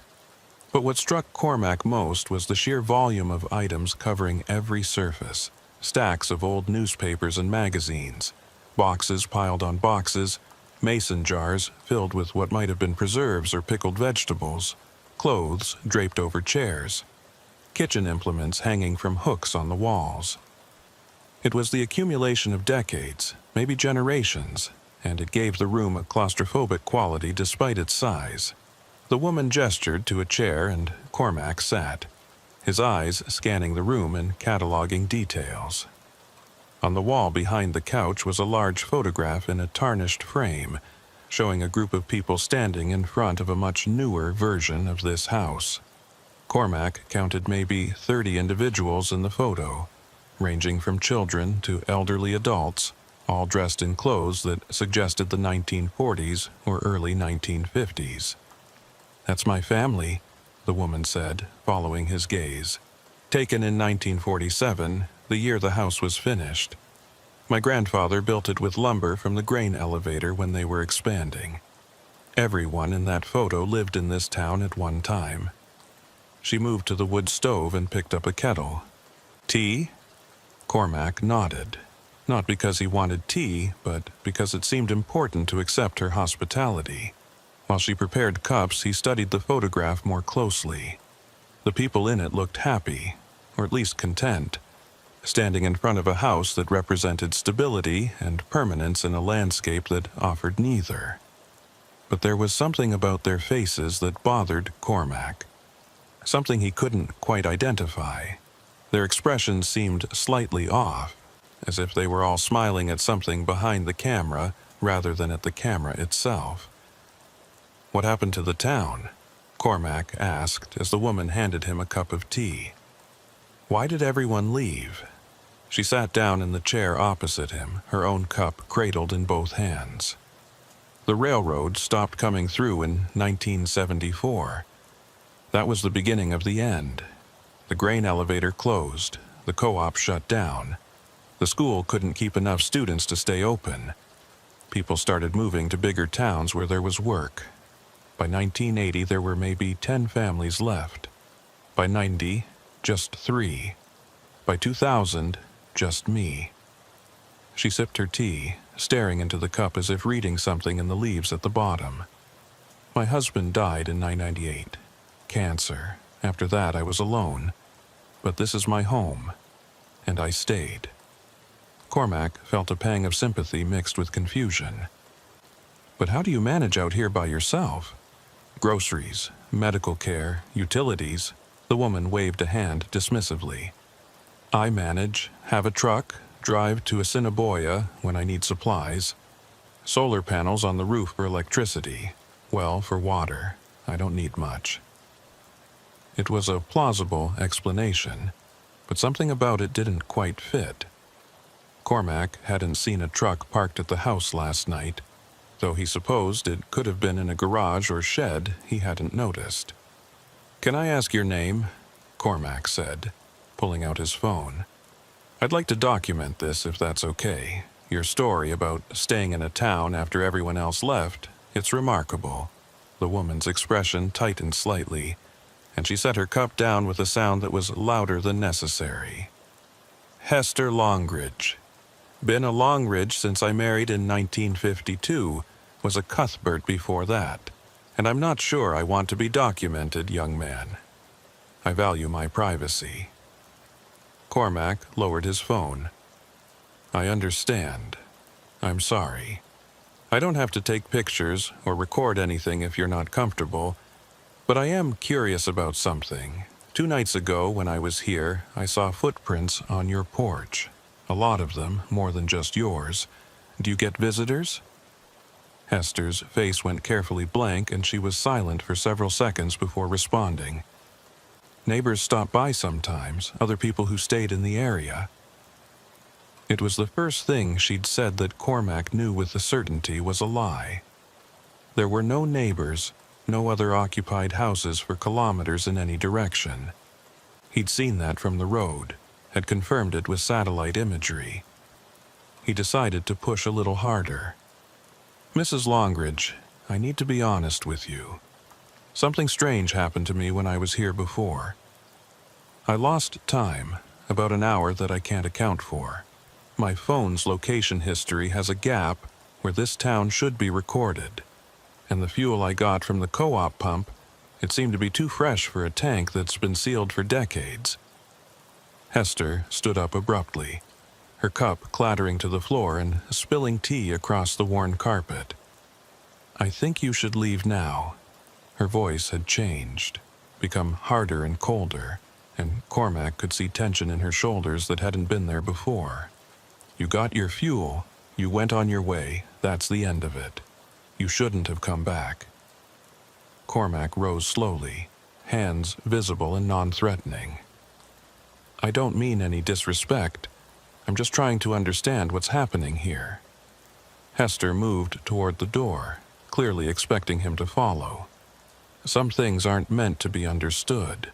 Some places should be left alone. You're not from here. You don't know how things work out on the prairie. Old places have old rules, and breaking those rules brings nothing but trouble.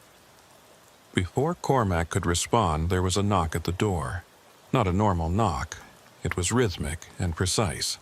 3 sharp raps, followed by 2 softer ones, followed by 3 sharp ones again. Hester froze, her face draining of color so quickly that Cormac thought she might faint. The knock came again, the exact same pattern, and this time Cormac heard voices outside. Multiple voices speaking in unison, saying something he couldn't quite make out. Hester grabbed his arm with surprising strength, her fingers digging into his jacket. "Don't open that door," she hissed. "Don't look at them, don't speak to them, don't acknowledge them in any way." The fear in her voice was genuine and absolute, and it sent Cormac's own fear spiking upward. "Who is it?" he whispered. "What's out there?" Hester pulled him away from the door, backing deeper into the living room. The others.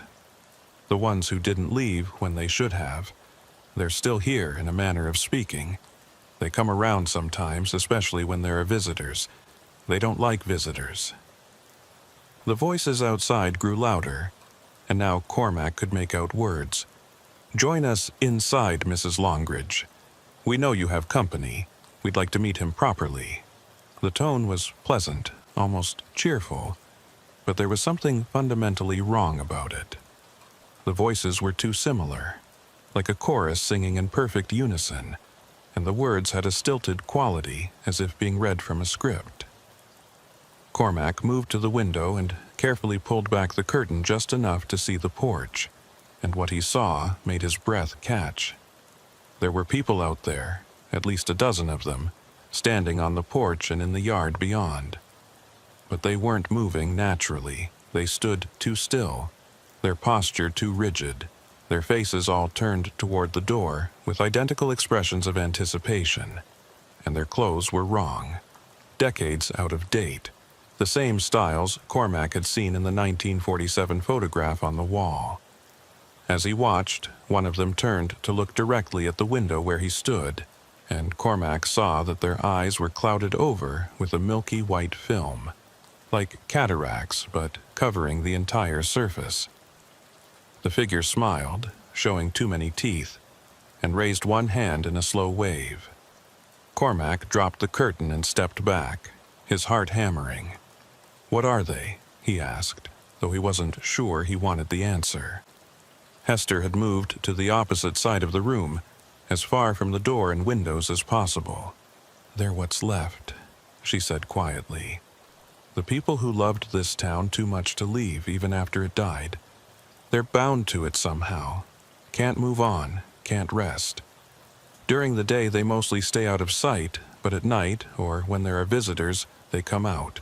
They want company, they want to add to their number." The knocking came again, more insistent now, and Cormac heard the doorknob rattle as someone tested it. "Mrs. Longridge, don't be rude. You've always been such a good neighbor, such a pillar of the community. Surely you can spare a few minutes to chat with old friends." Hester's voice was barely a whisper. "I'm not like them. I'm still alive, still real, but I can't leave either.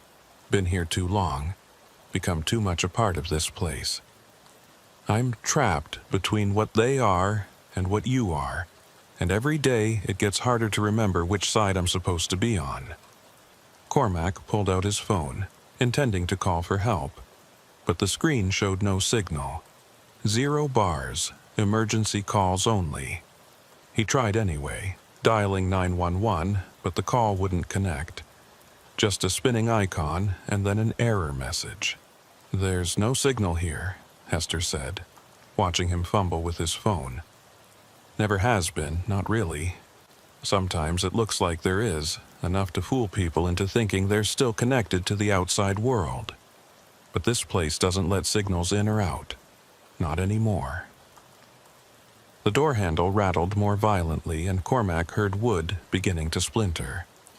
Whatever was outside was getting impatient, moving beyond polite knocking to actual forced entry. "Is there a back door?" Cormac asked urgently.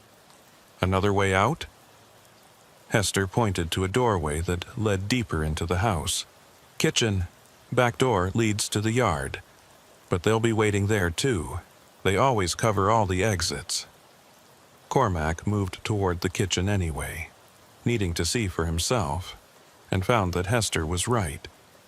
Through the kitchen window he could see more figures in the backyard, standing in a loose semicircle facing the house.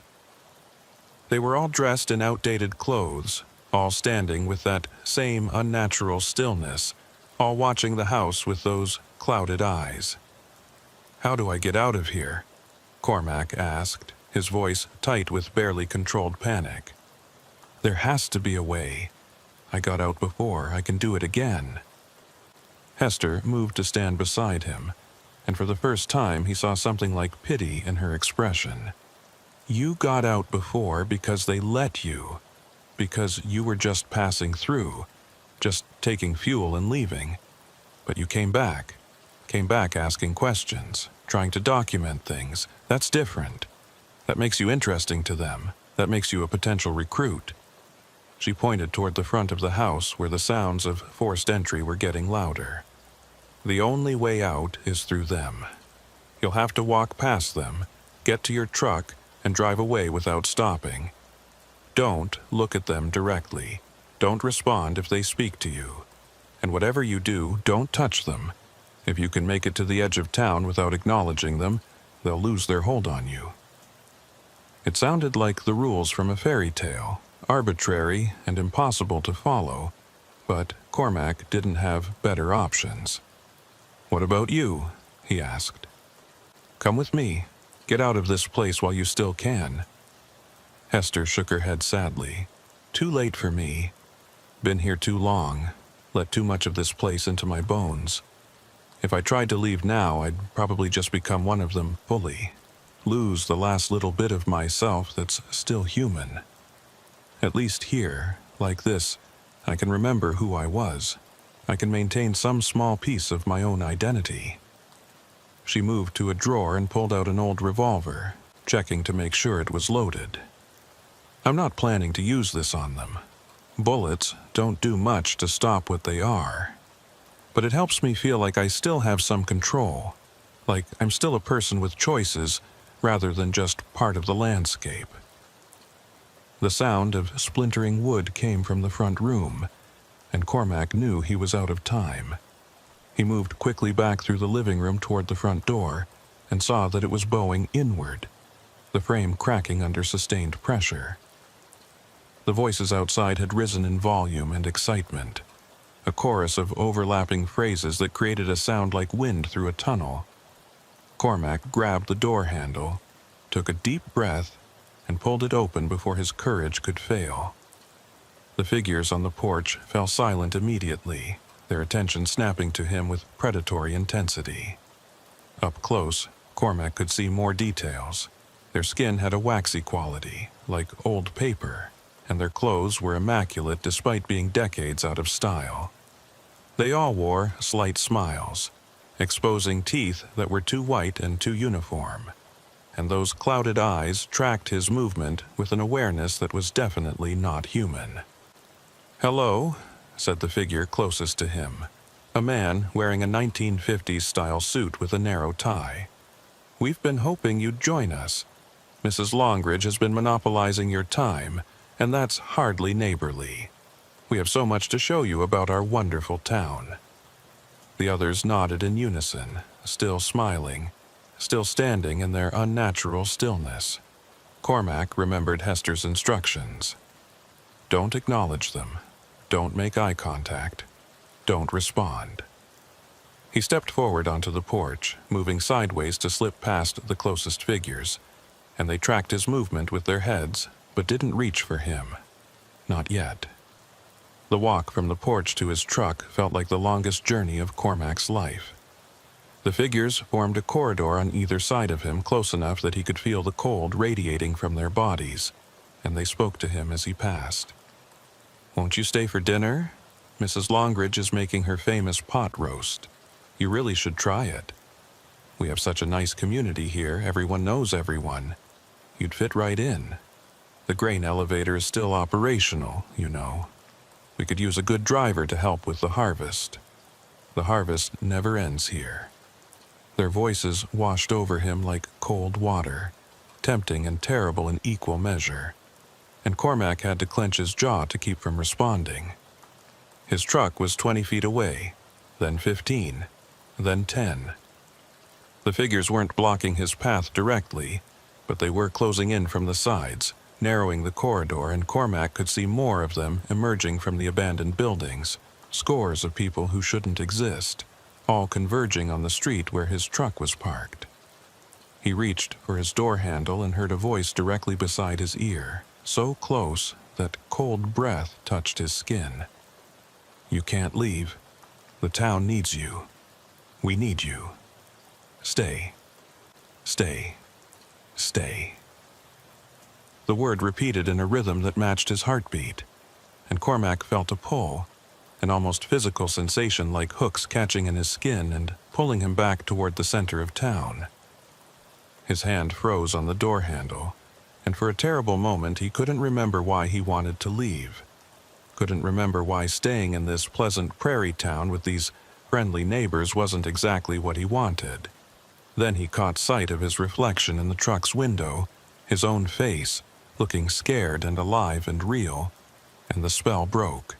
He yanked the door open, hauled himself up into the cab and slammed the door shut behind him. The figures pressed against the truck immediately, their hands leaving prints on the windows, their faces pressed close to the glass. But they didn't try to open the doors, didn't attempt to break the windows.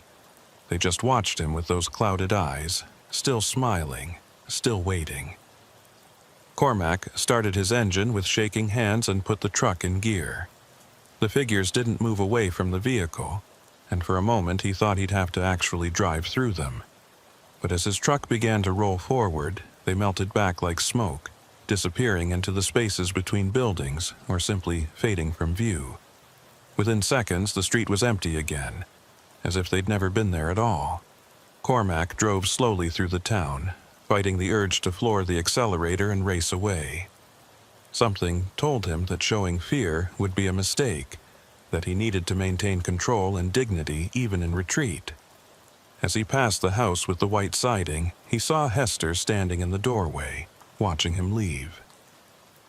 She raised one hand in what might have been a wave or a warning, and then she stepped back inside and closed the door. Cormac had the sudden conviction that he'd never see her again, that she'd finally crossed whatever threshold separated her from the other residents of this dead town, and that the next time someone drove through here looking for fuel, they'd find nothing but empty buildings and silence. The edge of town was marked by a faded sign he hadn't noticed on his way in, so weathered that he couldn't read what it said. But as his truck passed that sign, Cormac felt something release, a pressure he hadn't fully registered until it was gone, like surfacing from deep water. His phone suddenly chimed with a flood of notifications, messages and alerts all arriving at once as signal returned. His GPS tracker blinked back to life, showing his position on the grid road south of Assiniboia. And his dashboard clock jumped forward by 47 minutes, time that had passed in the outside world while he'd been inside that house talking to Hester Longridge. Cormac didn't stop driving until he was back on the Trans-Canada, surrounded by normal traffic and normal landscape and the blessed mundanity of commercial highway travel. He pulled into the first truck stop he saw and sat in his cab with the engine running, trying to process what had just happened. His hands were still shaking, his heart still racing, and when he looked in his mirror he saw that his face was pale and drawn with the kind of exhaustion that came from sustained terror rather than physical exertion. He pulled out his phone and opened the camera roll, intending to review the photos he'd taken of the town. But the folder was empty. The images he'd captured were gone, replaced by corrupted file icons that wouldn't open. He tried his video app, thinking maybe he'd accidentally recorded video instead of stills, but that was empty too. Every piece of digital evidence he'd intended to collect had been erased or corrupted, leaving him with nothing but his own memory to prove that the experience had been real. Cormac sat in the parking lot for over an hour, watching normal people come and go from the truck stop, pumping gas and buying coffee and chatting on their phones like the world made sense.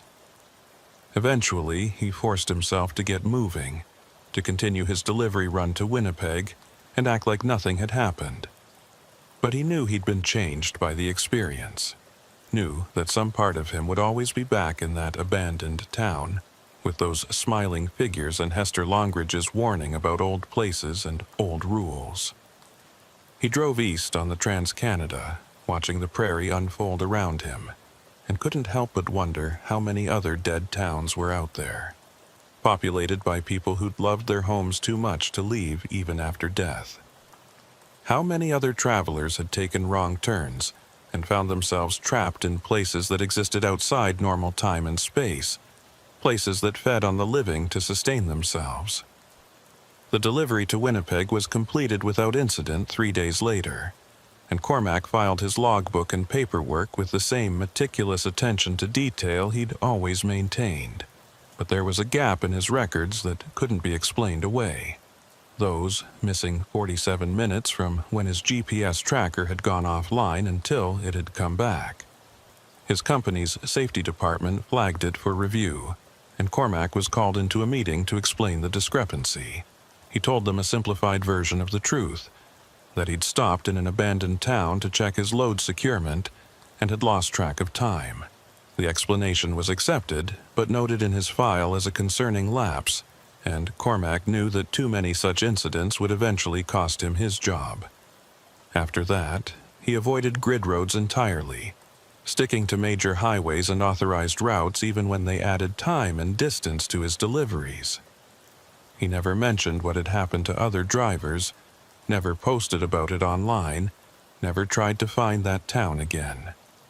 The memory stayed with him, though, sharp and clear, and sometimes at night he'd wake from dreams of figures standing in the darkness outside his truck, smiling and waiting for him to acknowledge them. 6 months after his experience, Cormac was hauling a load through Saskatchewan on the Trans-Canada when he passed a highway sign he'd seen hundreds of times before. Assiniboia 45 km.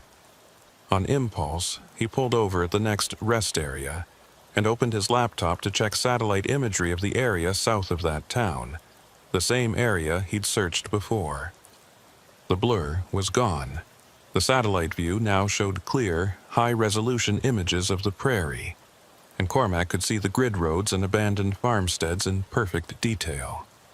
He zoomed in on the location where the town should have been, the place where he'd gotten fuel and met Hester Longridge, and encountered the figures that shouldn't exist. What he saw made his blood run cold. There was nothing there. No grain elevator, no buildings, no main street, just empty prairie, stubble fields, and a slight depression in the ground that might have been where a town once stood before it was completely erased by time and weather.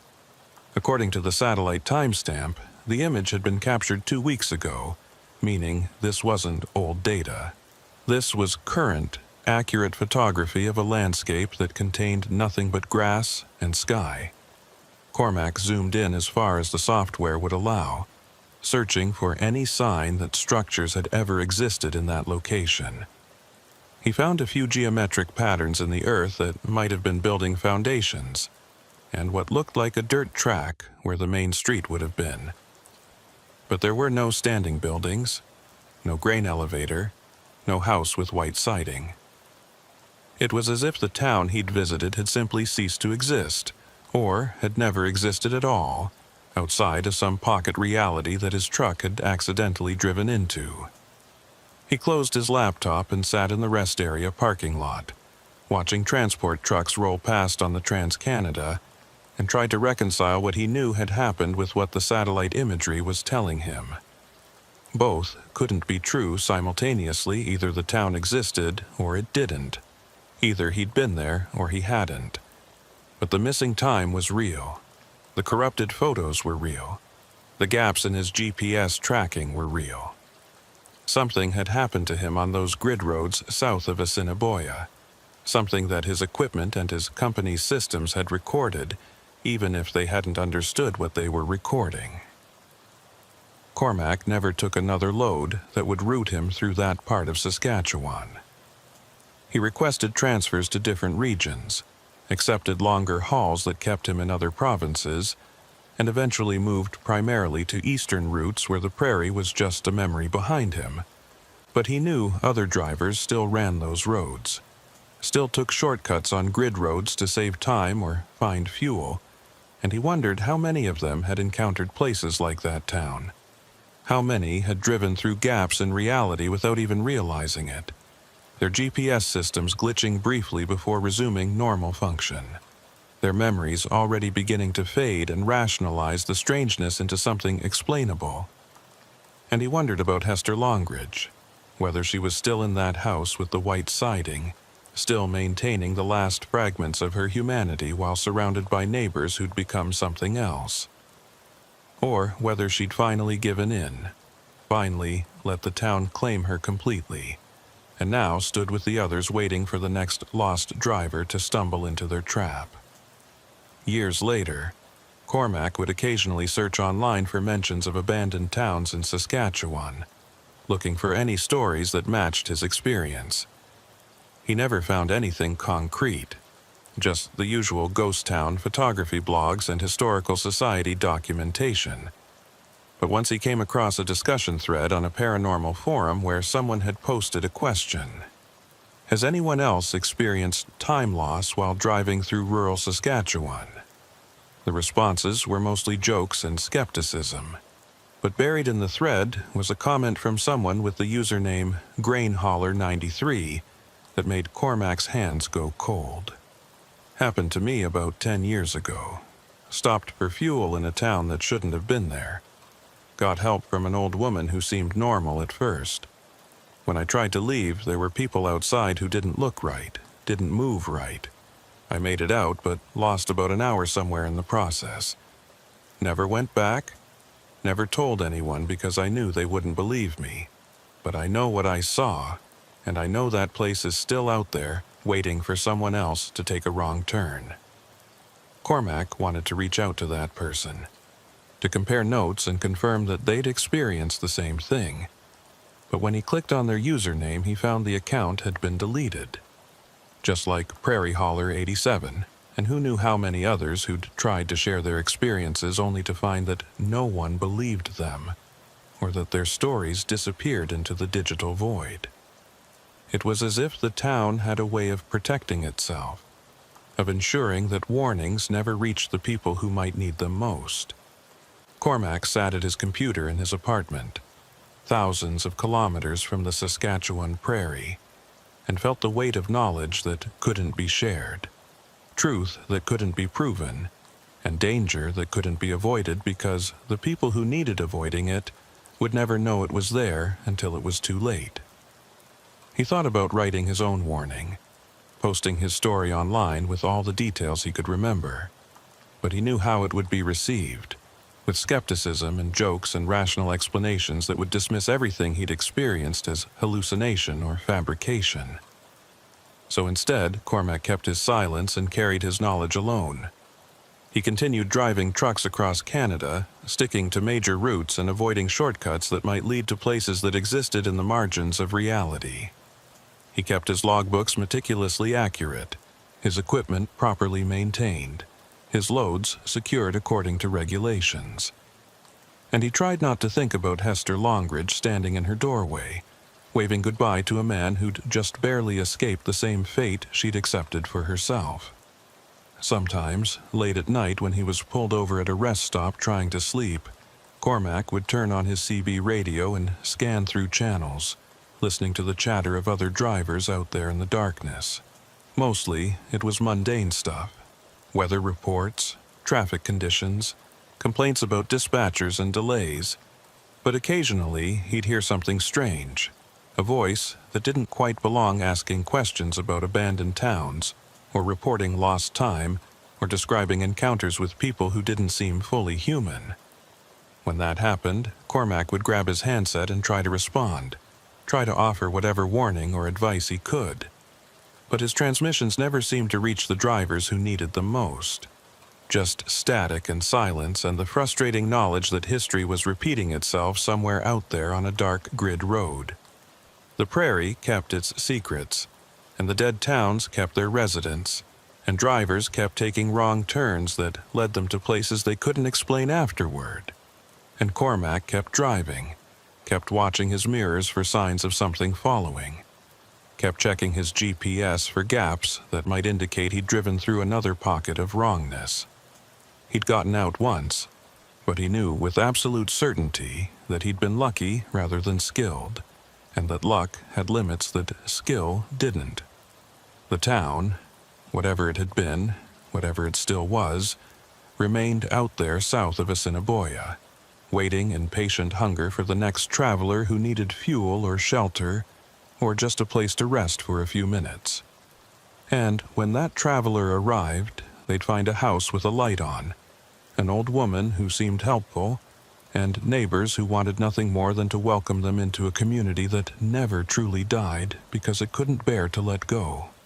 Cormac had seen that future reflected in those clouded eyes and those two white smiles, and he knew it was a fate he'd escaped by the narrowest of margins.